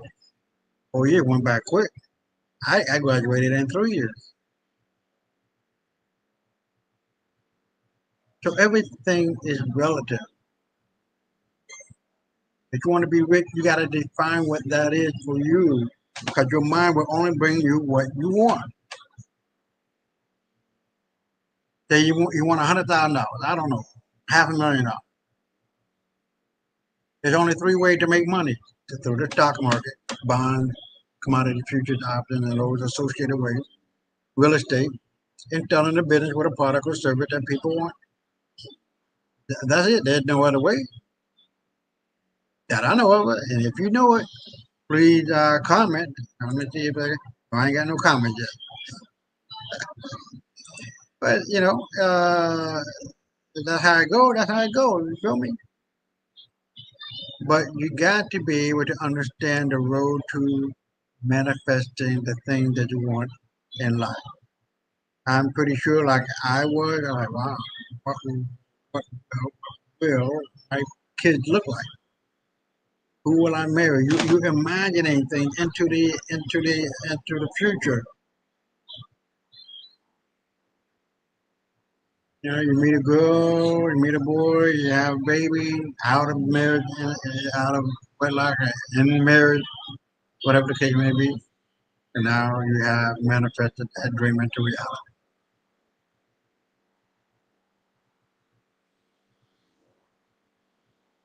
So look, I'm going to continue, and then we're going to go to this short video about the union, the peacekeepers equal the UN. They've hired tons. They are here now. They are getting armed. What the fuck? This is some real shit, guys. Real shit. I'm going to read the little blurb before we get into it. Here's the other suspicious video I posted on 10/23. This guy called Wall Street Ape on X. Many people keep referencing in the comments of my last post. Entire delivery truck full of guns labeled U.S. peacekeepers right here in the United States, similar to the United Nations peacekeepers. Question mark. What's going on here? Now, you remember when in the late 70s, early 80s, they were dropping drugs into the black community? We didn't have to pick that up and dropping guns in the black community. We didn't have to pick it up, but we did. And the crack epidemic, then the violence started. Here we go again. Let me play this, and I'll be right back. That's peacekeeping. Does it say Beretta on it? You got a bunch of Berettas? Those are definitely guns in the back. Beretta something here. You got those are guns right there, homie. Those are guns. You guys gotta carry this stuff yourself. You guys don't have anybody who can help you do this? I don't know what they can deliver here. So here we go, people. Here we go again. Right before an election, it's always some bullshit happening. Oh my God. So let's get rid of this and let's see what this next one is. This one is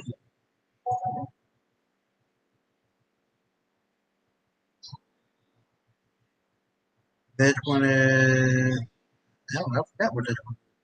But it says a lie told often enough it becomes the truth. This is Lenin from Russia. So I'm gonna play it, then I'll be right back. About a documentary that I just watched, which started off with the cause of fuel hunger. It goes into a part that I didn't know. That we all the Federal Reserve, what happened with them. It goes into this report which debunks everything that happened in Auschwitz. Facilities never in fact hydrogen cyanide, yes. This story Dave Foley, his 1992 documentary, which talks about how Are those the original holes in the city? No. They've been rebuilt? Yes. Okay. After the war? After the war. it's interesting. Someone can say they use Zyklon B. Zyklon B was a bug spray used in World War II war camps to kill lice and clothing to combat disease. And it's written found out there was a soccer team up in Canada, very much more, all at this camp. And we have stuff like this, which it says don't question anything, which is kind of like 2020. Lastly, I'm going to get some testimonials to the visit.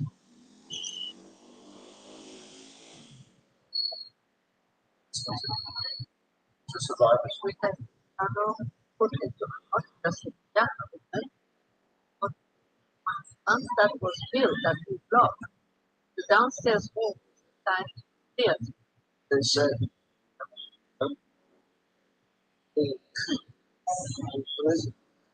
or they killed us, they crazy together. It's quite an interesting story. I told often enough of the truth. Lenin. All right, now look, I'm gonna elucidate that a little bit.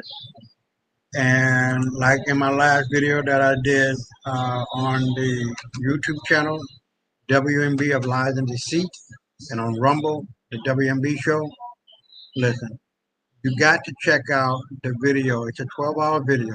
So you can get it done in 12 days, 1 hour a day. It's called Europe, the Last Battle. And it really chopped to pieces what happened in Germany with the wannabe fake-ass Jews. And even if they did kill 6 million Jews or wannabe Jews, they weren't Jews. So not one Jew was killed. It was just a white-on-white crime. But none died. None. The actual Holocaust happened in Namibia. And if you know anything about the how Britain gave Palestine to the Jews, the fake Jews, the white Jews, then you will understand what this guy was talking about. It's the absolute positive truth. So I would suggest that you check out Europe, the last battle. It's on Rumble, so they broke it up in, I think, 8 parts, somewhere around there. Some are 2 hours, some are hour. The one that I talked about is a half an hour. It's just full of bullshit. All right, it didn't happen. And as a matter of fact, these so-called white Jews were the ones who started this shit. Germany ain't just gonna wake up one day hating Jews and start killing them. There was a reason behind it. Number one, I'm not gonna go into this because I went into this on the video in my YouTube channel and on Rumble. So you can check that out. Actually, Germany won World War I. What happened was that Germany was fighting against Britain and 2 other people. I think it was the Allied powers. I don't remember. I don't want to put anything in it. But what happened was that the Jews were kicked out of Russia, right? They were being killed out of Russia because of the Bolshevik Revolution and all of that. They brought decadence again, like in the first video that I was talking about with the preacher talking about the decadence and the fornication and the tearing down of the moral fabric of a society took place in Russia. So they had to get rid of them. Where did they go? Germany took them in. They didn't have a problem whether you prayed Shema Israel, Adonai Eloheinu, Adonai Echad. You did what you wanted to do, you did it. There was no prejudice against these people. To make a long story short, they got America into the world by and with a lie. Germany was killing people, were killing our babies. All a lie.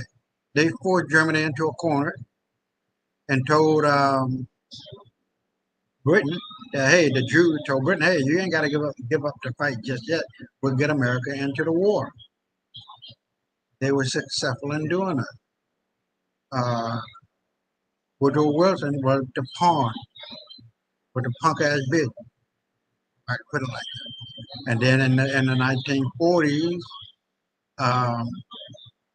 Franklin Delano Roosevelt was the reason behind why America got into the war, because he pulled back the naval fleet from Midway and gave the impression to the Japanese that, hey, there's no protection, let go. And so they were able to bomb Germany, bomb Hawaii. And he was the reason behind the death of thousands of our men in Europe and thousands in Hawaii. And to be honest, he should be dug up and impeached and his body thrown into the furnace, just burn and burn and burn. There's no honor for FDR at all. Now, getting back to the thing, Germany won the war, but when they found out after America got into the war and losing, they found out what the real deal was. The real deal was the declaration, the Balfour Declaration, that England promised the Jews that they would give Palestine to them and form a state. Now, as you may know, the UN never gave Israel a state, a permission to form a state. So it is an illegal state. We'll get into that in a few minutes. But in the video, in that video, the UN is saying, fuck Israel, it's not a state, right? So when they found out what the real deal was, obviously they got one hair of a Jew was harmed. It didn't happen until after one of the Germany's beloved businessmen, politicians, or whatever, was killed by a fanatical young Jew. That's when hell broke out. And through the 30s, you get the decadence of Germany going down the drain. Drugs, death, destruction, disease, and famine, what they bring. Pouring between the mothers and the daughters out in the street. All kinds of homosexual activity. This is what Bolshevism, communism, and socialism does.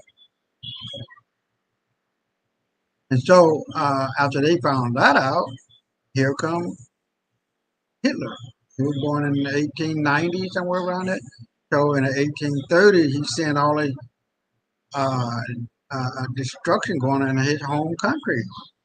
Germany was successful in bringing in money and fame and fortune around the world and cheaper products that they sold throughout the world. They weren't broke.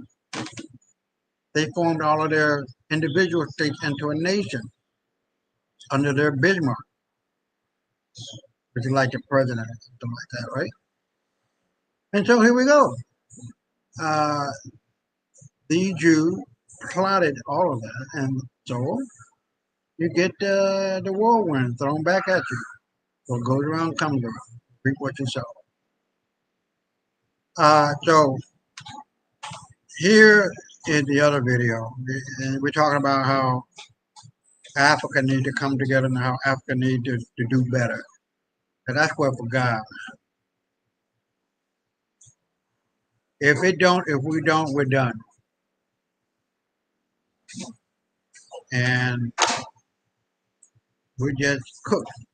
Goose ready to be slaughtered in South Africa and the Western Cape. They just want to start doing what they did to the Palestinians, they're going to do to the Africans and South Africa. And I pray to be 1,000 times worse. But we just ain't learned our lesson yet. We want to learn the hard way when it's easier to come together and form unity, economic and political unity, and we do away with you. Period. But here we go, and I'll be right back. The African continental free trade area, how can we make sure that places on the continent where there's surplus, that can go down to Namibia and parts of Southern Africa that are facing massive prices right now?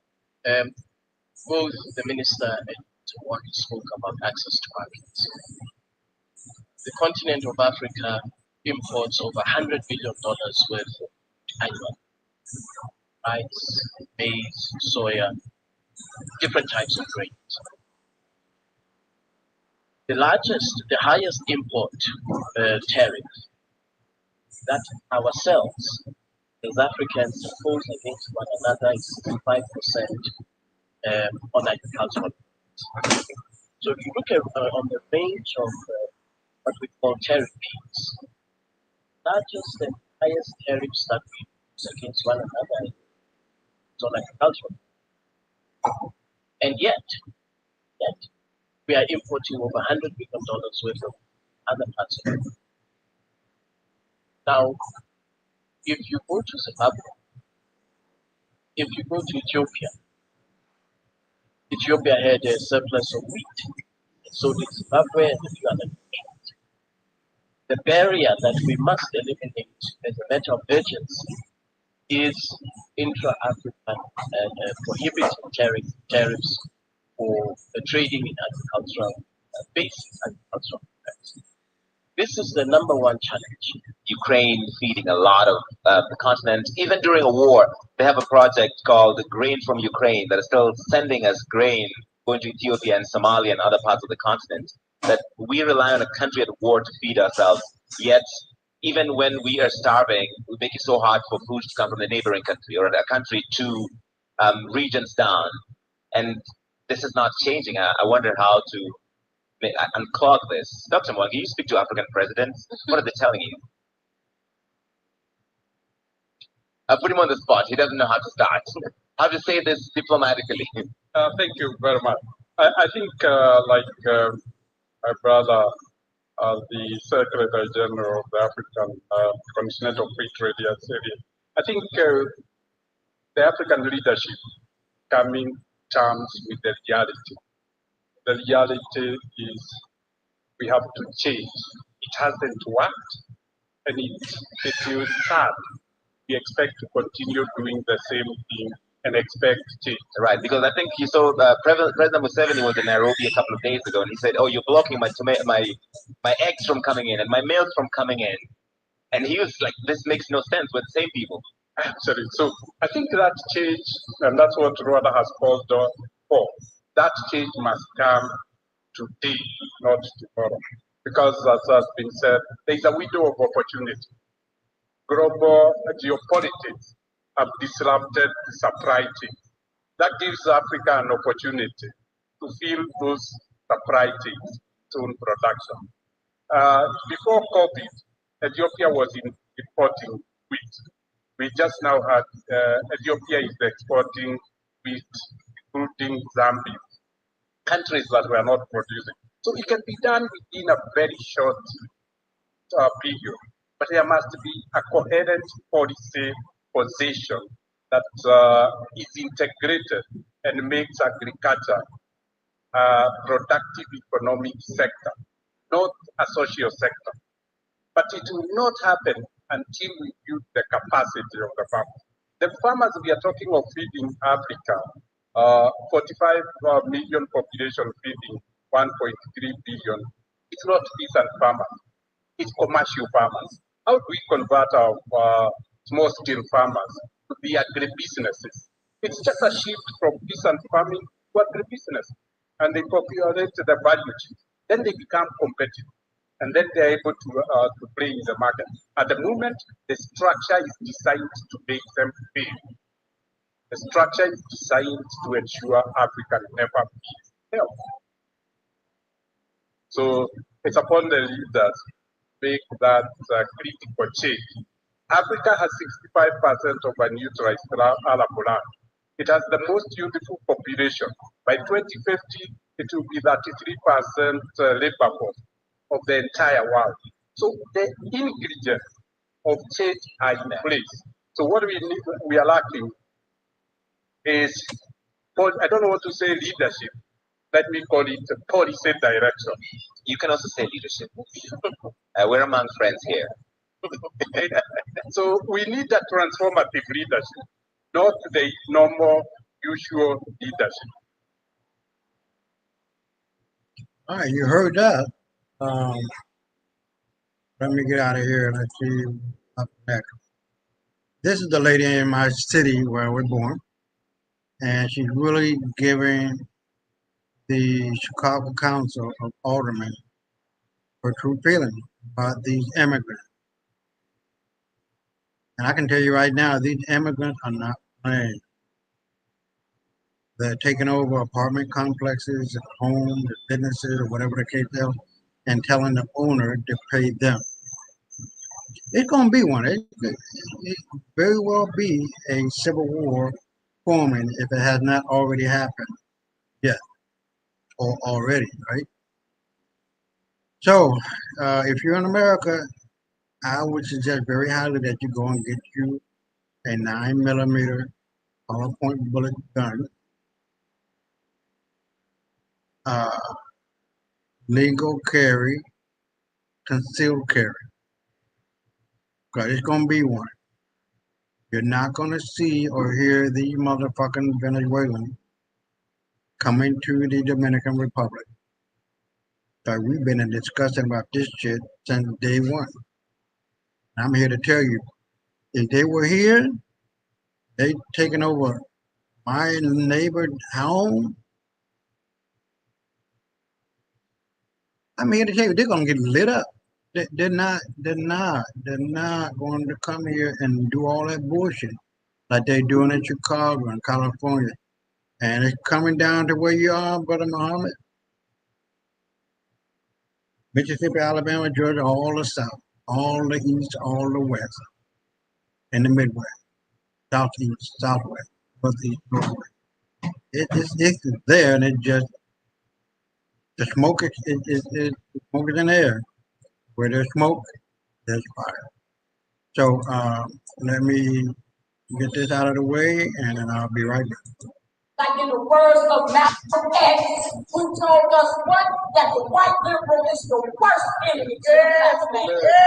And coming up in here, acting like y'all represent social justice. Say that. But all along, all you're doing is trying to use black people to find a reason to make some money. Say Let me that. tell y'all something over there.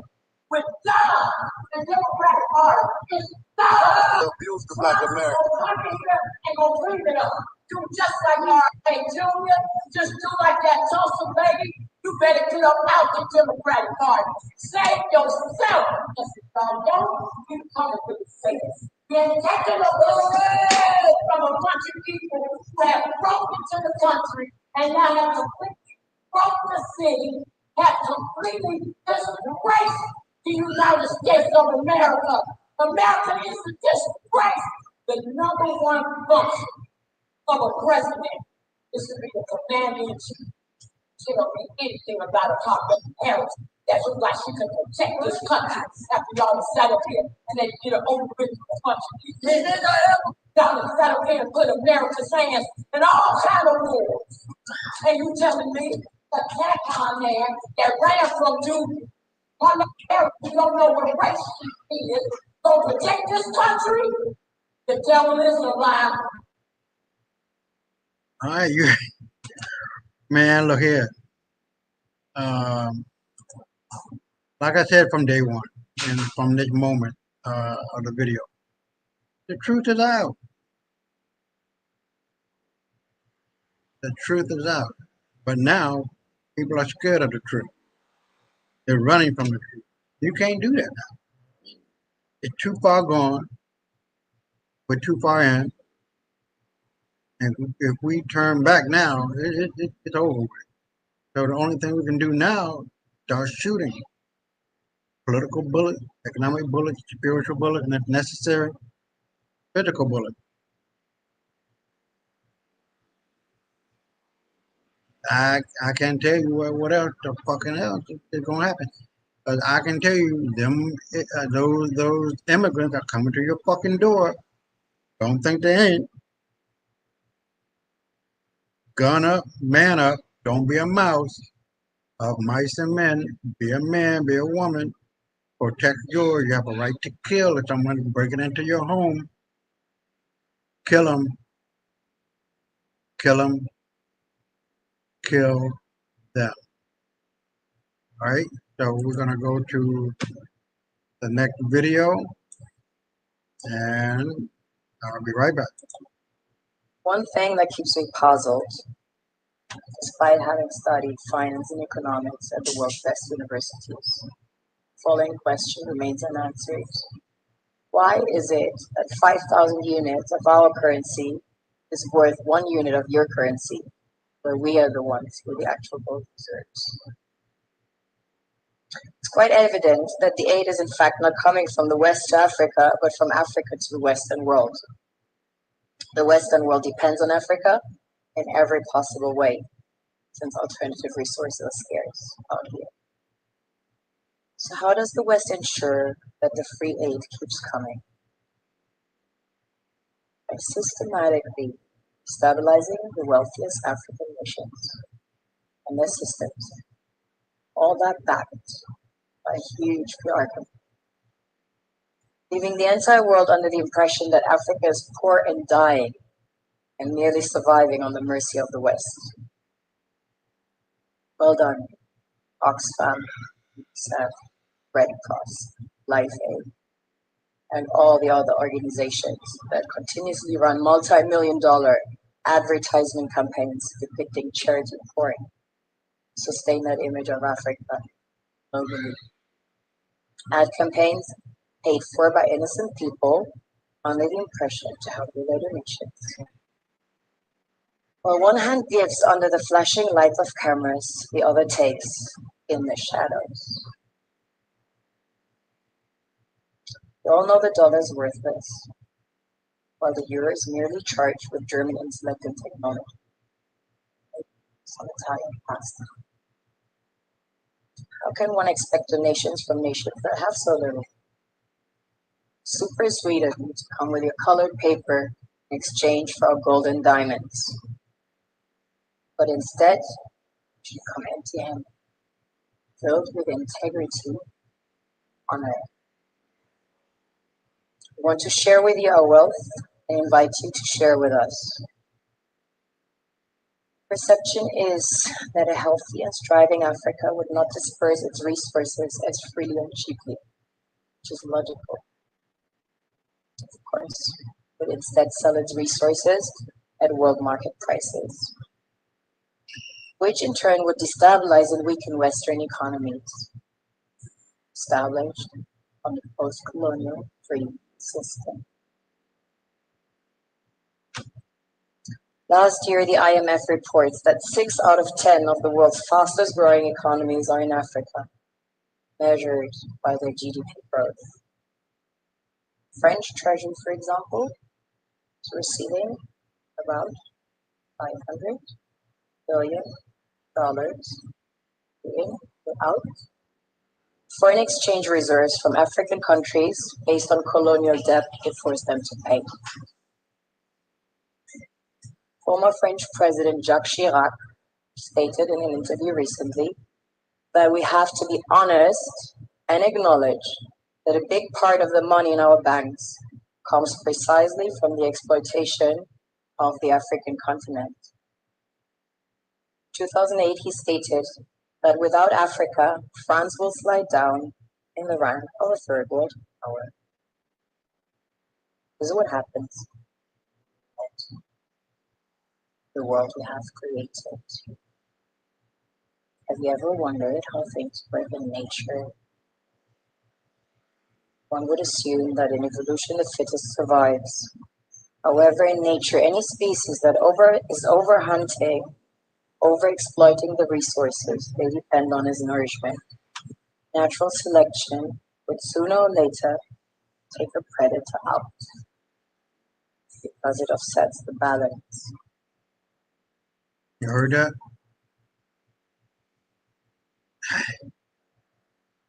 You do evil, and evil come back to you and wipe you the fuck out. That's what she said. White folks are dumb.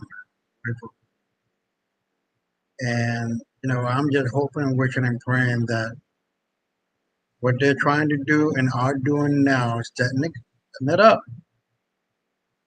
Their new home in Western Cape of Africa and South Africa, that they are going to, what they did to the Palestinians, to the African people, what they did to the Palestinians.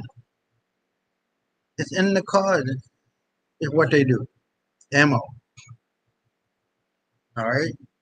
And hold on. I just played it, right? Yeah. So I just played that one. I like the one done. I'll wrap it up in a minute. Going in second hour. I think about another 20 minutes. They really wanted to get to the other picture that really nailed it. But a picture worth 1,000 words, guys. It really nails what I wanted to say in words. And here it is. Here's where the UN is saying that Israel is not even a state. It never was a state. It never gave credence to them being a state. And I'll be right back.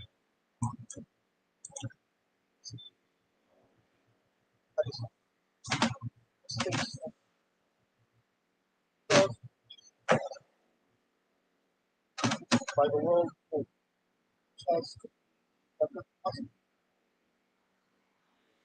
as a court also found that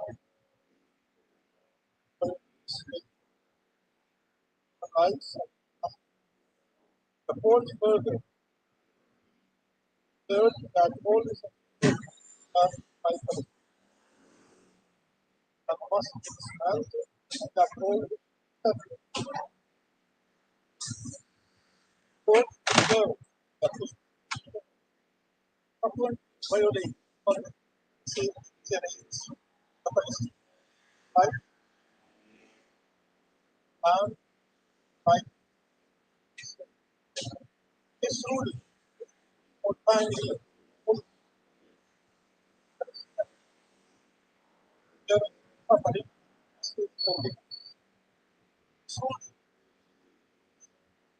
customers and right must all of them time for court that the Palestinians are the only sovereign in the occupied Palestine, including Israel, and that the international community not just to reaffirm the Palestinian right to self-determination, but to see to it that this right is given. All states and the UN are now under obligation not to recognize delegate Israel's presence in the occupied Palestinian. Well, there you have it. What more do I need to say? This world is changing rapidly. Now, this is the killer part here. I'm going to run it back 30 seconds, 30, almost 40 seconds long. But it's telling you who did the killing on October the 7th. I'll be right back.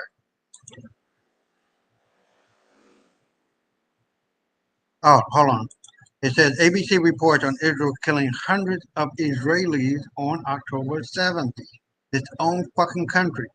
28 fighter helicopters shot all of the ammunition in their bellies, stomachs. In July, the Israeli newspaper Haaretz revealed commanders in the IDF gave the order to fire on troops who had been captured by Hamas at 3 separate locations, explicitly referencing the Hannibal Directive. One former Israeli officer, Air Force Colonel Nof Erez, told a Haaretz new podcast the directive was not specifically ordered, but was apparently applied by responding aircrew. Panic, operating without their normal command structure and unable to coordinate with the ground forces, they fired on vehicles returning to Gaza, knowing they were likely carrying hostages. This was a mass Hannibal. It was tons and tons of opening and defense and thousands of people in every type of vehicle, some with hostages and some without, Colonel Erez said. Air Force pilots described the JDO, I don't know, newspaper, the firing of tremendous amounts of ammunition on October the 7th at people attempting to cross the border between Gaza and Israel. 28 fighter helicopters shot over the course of the day all the ammunition in their bellies. Also, they not in the hostage belly, in their belly, under the helicopter. That's all of the bullets that they had. In renewed runs to rearm. We are talking about hundreds of 30-millimeter cannon mortars and Hellfire missiles. Reporter Yoav Zitton said the frequency of fire at the thousands of terrorists was enormous at the start, and only at a certain point did the pilots began to slow their attack and carefully choose their target. And this was the fallout. Take a look.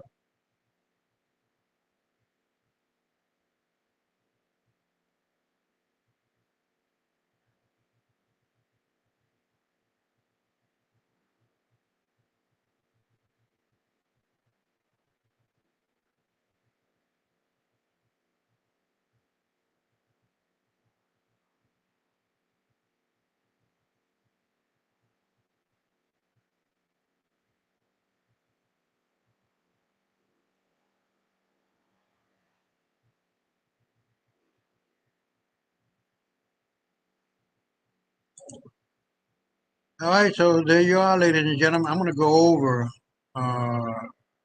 quickly here to the WhatsApp, and I'm going to use yours if you're listening to this, brother Muhammad. I'm going to use your WhatsApp to look at the picture, and that'll be a wrap for today. Booker T. Washington said, "There is a class of colored people who make a business of keeping the trouble, the wrongs, and the hardships of the Negro race before the public.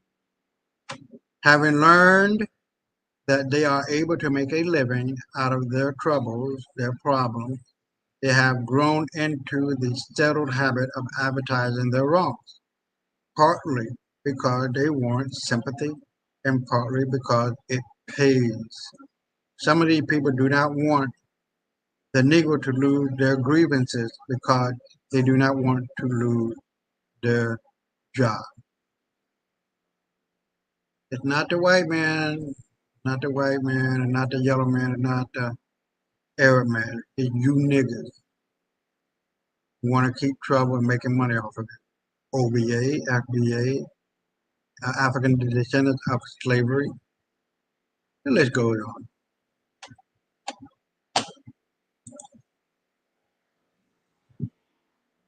Now this one is powerful. It speaks itself. You know how much of the bullshit you're gonna listen to, and how much of the bullshit you're gonna follow. Let me see if this right. Yeah. Hold on. Let me see if I'm going in the right direction. Okay. Yeah. So we're here. Stop listening to bullshit. Stop being fed by the lies, and watch what you eat because you are what you eat. And here we go. Here's a sister, man. This picture speaks volume. I don't need to go into it. Well, I can say we need to stay by ourselves with our own people. Our ancestors warned us about these pale-skinned people. Don't fuck with them, but if you do, be ready to pay the consequences. And look at where we are. This is a damn shame. This sister's all down around here. If she like it, I love it. Fuck her. And them. Now, this is some of the American Indians. And as you can see, it's the South American mainland across the Strait of Magellan, and the archipelago is divided between Chile and Argentina. Now you got to remember that the America consists of North America, I want to say Middle America, North America, South America, what the hell they call that in the middle? You know what I'm trying to say. The Caribbean islands and all of that, and Canada. Those are the Americas. But the America proper is where we're at, and that's Turtle Island. And you can see where the American flag gets its colors from, red, white, and blue. Now this is something very, very, very personal. You can see where the United States, now I sent that to you, oops, hold on. I sent that to you, Brother Muhammad, in regard to that, and let me read that right quick so I can give balance to what that is. So you saw two people on the rooftop. And here it is. Yeah, it's very short. The Army tested chemicals on residents of poor black St. Louis neighborhoods in the 1950s. In the early 1950s, the Army set up motorized blowers on top of residential high-rises in low-income, mostly black St. Louis neighborhoods, including areas where as much as 70% of the residents were children under 12. The government, the U.S. government, told residents that it was experimenting with a smoke screen to protect the city from Russian attacks, but it was actually pumping the air full of hundreds of pounds of finely powdered zinc cadmium sulfide. The government admits that there was a second ingredient in the chemical powder, but whether or not that ingredient was radioactive remains classified. Of course it does. Since the test, an alarming number of the area's residents have developed cancer. In 1955, Doris Spate was born in one of the buildings in the Army used to fill the air with chemicals between 1953 and 1954. Her father died inexplicably that same year, She has seen four siblings die from cancer, and Doris herself is a survivor of uh, cervical cancer. So even our own fucking government is fucking us around, fucking killing us. Now I love this ancestor, Fannie Lou Hamer. She said, "You can pray until you faint, but unless you get up and try to do something, God is not going to put it in your motherfucking lap, you dumb nigga. Stop fucking praying for Jesus, Buddha, Allah, Christ. It ain't happening. You are the motherfucker that's going to change this shit. Man up, motherfucker. Man up. Woman up. Gun up." Now, this one, can't really read it or see it, but the idea, these are all white people. These were furry motherfuckers. They were the ones behind the Black Death of Europe. Because of all that fur on their body, they didn't wash it. They were stinking to high heaven. Can you imagine the shit caked to their fucking head? The piss on their fucking bodies? And they're attacking our kings and queens in their castles. We killed them long ago, and that is happening again. These motherfuckers are not going to stop you guys. They're not. Alright? They're not. And here it is. And here are our black nobles. That's the reason behind our black elite and black royal families were dying in Europe during the Black Death. I'm trying to remember the actual name of it. But they were blaming the rats for it. Well, these are the fucking rats. You look at the nails on these motherfuckers. The claws on these bitches.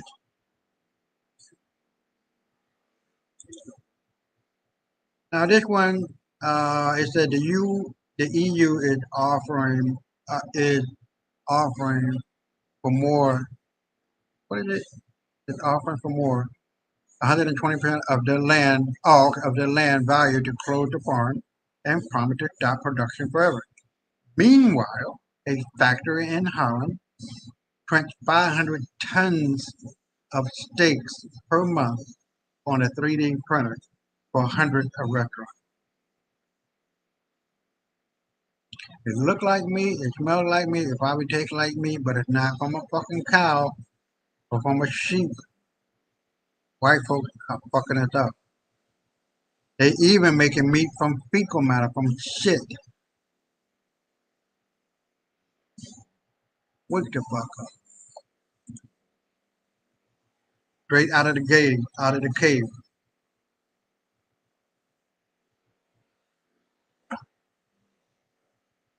What more do I need to fucking tell you, God? What more do I need to do?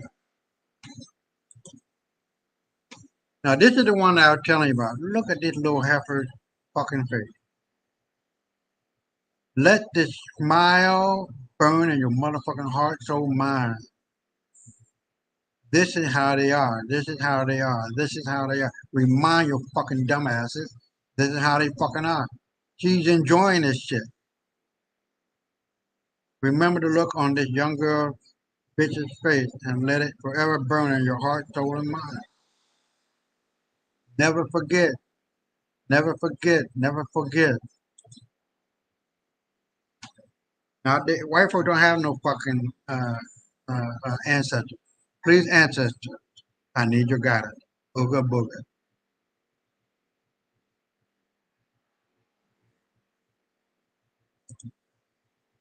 And there she is, God. The black woman is God. We come from her. And everybody on the planet comes from her. We get the blue eye, blonde hair, green eye, hazel eye, brown eye, deep black, or brown eye, brown skin, deep black, brown,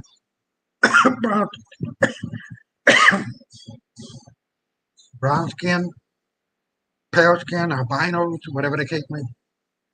The black woman is God and the mother of all civilization and humanity as a whole, and the black man as well.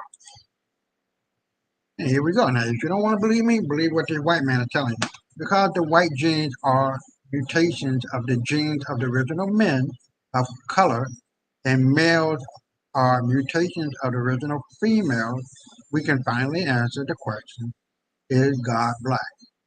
The answer is yes. She is, not he is.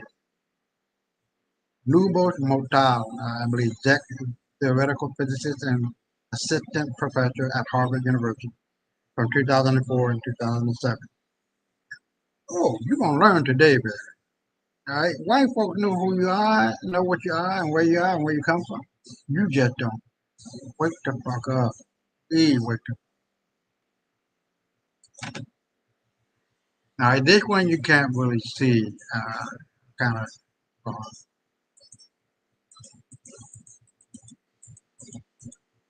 This is the crime data. The number of crimes committed by whites in any category exceeds all other races combined. Do not let the media use percentage, disproportionate, or incident to portray U.S. crime as a black problem. I did that on a video.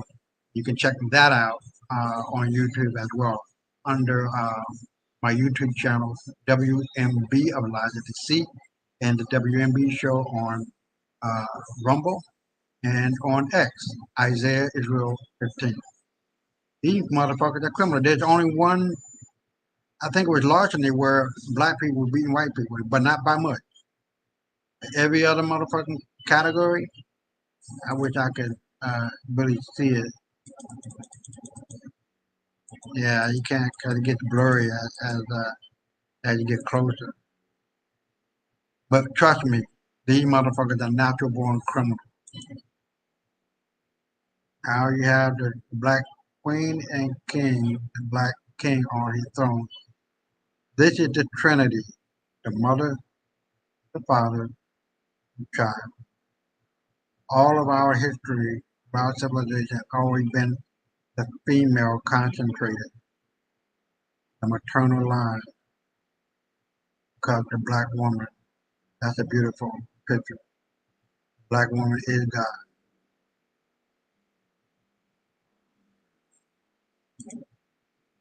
And here we go again.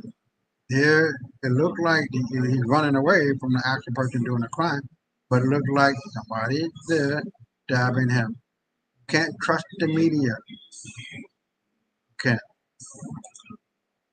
Now I like this one. This is Martin Luther King or Michael Luther King. Looking kind of dapper there, boy, I tell you. While we were doing this, they were doing this. They wasn't doing shit. These motherfuckers just started talking 1,000 years ago. Come on, man. Look closely. She's pointing home. America. Now I'm on the fence. I'm not on the fence about this. I used to be. But the pyramids of the Americas are a lot older than the pyramids on the continent of Africa. These were step pyramids that we built in the Americas. They date hundreds of thousands of years ago, if not millions. There's no date on these motherfuckers. There's no date on us. We're only 2 seconds older than dirt. And look at where she's pointing to. Turtle Island. All of these pictures are self-explanatory. We're going into the 2.5-hour mark. We're almost done. You should be happy with what you have. Play it safe. You change. Keep growing. Stop not learning. Keep reading. Keep growing. Keep increasing your knowledge, wisdom, and understanding. You got to know the past in order to understand the present and predict the future. This is not hard. But if you're standing still, you know what's going to happen. Now you can see the red, white, and blue feather. And it says, a native of America, originally applied to the Aboriginal or copper-colored races found here by the Europeans. Those Europeans were black now in the beginning. They came white later. but now applied to the descendant of European born in America, especially to inhabitants of the United States. America, copper color. This is another one. You can see how he looks and the colors of his. Oh, let me make it smaller. Yeah, what am I doing? So you can see red, white, and blue.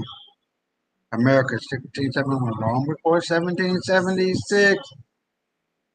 What America looked like 500 years ago, 1705.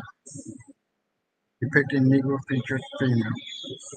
Because the indigenous people of America and the true Indians are and were nigger. Before they didn't slip. Well, yeah, they were niggas. Nah, shit, what the fuck? And the real Indians have always been black people. Even Dr. King talked about that. An emblem of America.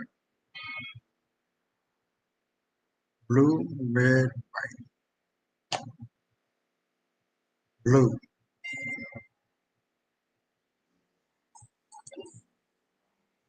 The word black can be traced back to its Proto-Indo-European origin through the word BLCK.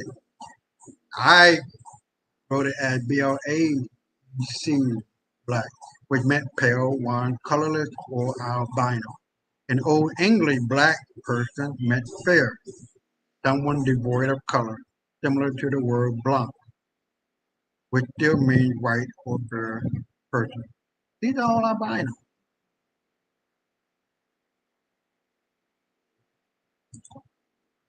And this is Turtle Island. What that turtle means. All turtle shells have 13 moons and 28 days. This is equivalent to 364 days plus 1 day of rest. The ancient Scots, Norse, Polynesians, and Native Americans all recognized the wisdom of the turtle.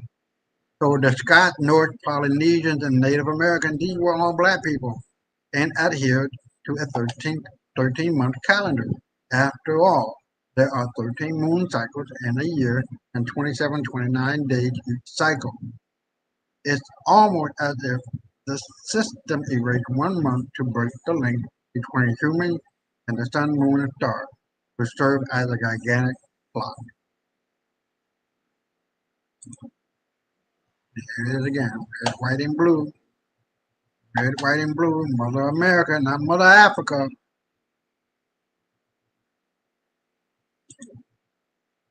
Here's Turtle Island. You can see it. See where it's shaped like a turtle.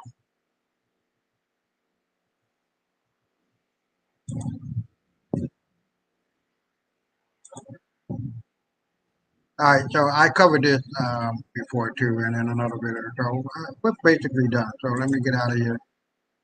And thank you, Brother Marie, for letting me use your WhatsApp, man. I know you're probably sick and tired of seeing my shit on your shit. But hold on, let me get out of here, and then we'll wrap it up. So, stop the sharing. So listen, I'm going to wrap it up. If you like what you heard, please support the show. Hold on. Get this back out of here. Please support the platform at patreon.com/WMB333. And please hit the like and subscribe button. And if you like what you heard, please share it with other people. Because what I won't do, I won't get into my feelings and my emotions. I'm not going to do that. Fuck my feelings, fuck my emotions, fuck your feelings, and fuck your emotions too. I give no fucks about that. What we are doing here on this show, on the Brother Muhammad show, is revealing the facts. Now, if a fact hits you in your fucking mouth and makes you bleed, because you deserve that shit, because all you've been doing is living a life of lies and deceit. That's all. You need to wake the fuck up, man the fuck up, act like a fucking man, act like a fucking woman, be mature in your thinking, and erase all feelings and emotions from out your black ass. That's all I got to tell you. All right? I speak it. like it is, not like I would like for it to be. I dream it, but it is. All right. Then united we stand, but divided we fall. That's pretty easy to understand. And yeah,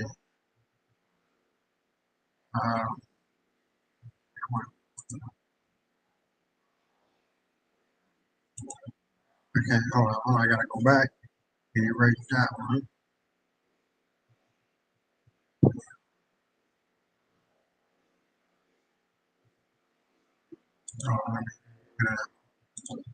Okay, so now we're getting rid of that one. We're back down.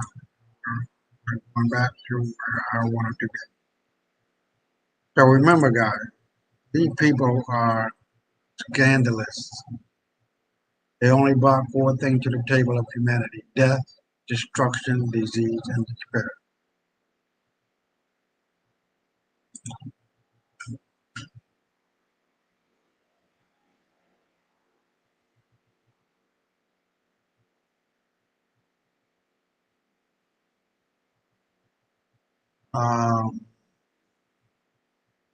So yeah, this is what I wanted to show.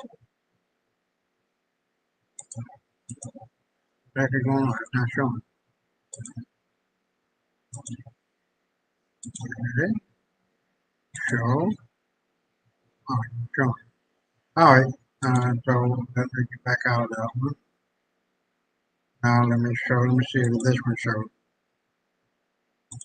All right. Okay.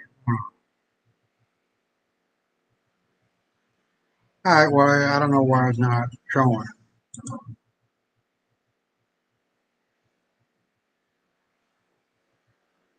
Oh, okay, now it's showing the body. All right, but anyway, the most important thing, I'm going to wrap it up, because we 2 hours in, 2.5 hours in. But listen, we as a people got to come together. Globally speaking, we are a global people. And in one of those videos you heard Sister Abigail saying that it is a must. How you know how you nail? Here's the nail, right? The hammer in it, right? One nail, it gets bent out of shape and all of that because the hammer hit hitting it. But if you group all of those nails together, then the hammer can't do no harm. A better example, a porcupine going through a field of lions. They don't touch it because it's armed. A deer, they're going to pounce on. Armed up, my people. Knowledge, wisdom, and understanding. Armed up politically, armed up economically, armed up spiritually, and most importantly, go and get your fucking gun. Stop playing a kumbaya movement and moment with these motherfuckers. There's no kumbaya. They're kumbaya, but no kumbaya. Enough is enough. We civilized these people 3 times. They're not going to be right in the brain. They never have been right in the brain. They never will be right in the brain. Their heart's not there. Never had a heart. Their minds are not there. They never had a mind. Their soul is not there. They never had a soul. All right. So that I don't know what I'm going to be talking about next week. All right, but it's going to be something. I can tell you that. There's always something going on in this world that we live in. And I really appreciate those who are listening to pass it on and let people know that Straight Talk is alive and well and functioning. That we are here to reveal the truth at all costs. It doesn't cost anything. But truth stands on its own. We will beat the fuck out of any motherfucker who telling a lie. And something. All right, ladies and gentlemen. So thank you for staying around and let me stop talking because I made this mistake or two and doing the outro. So I'm going to do the outro and then I will be right back.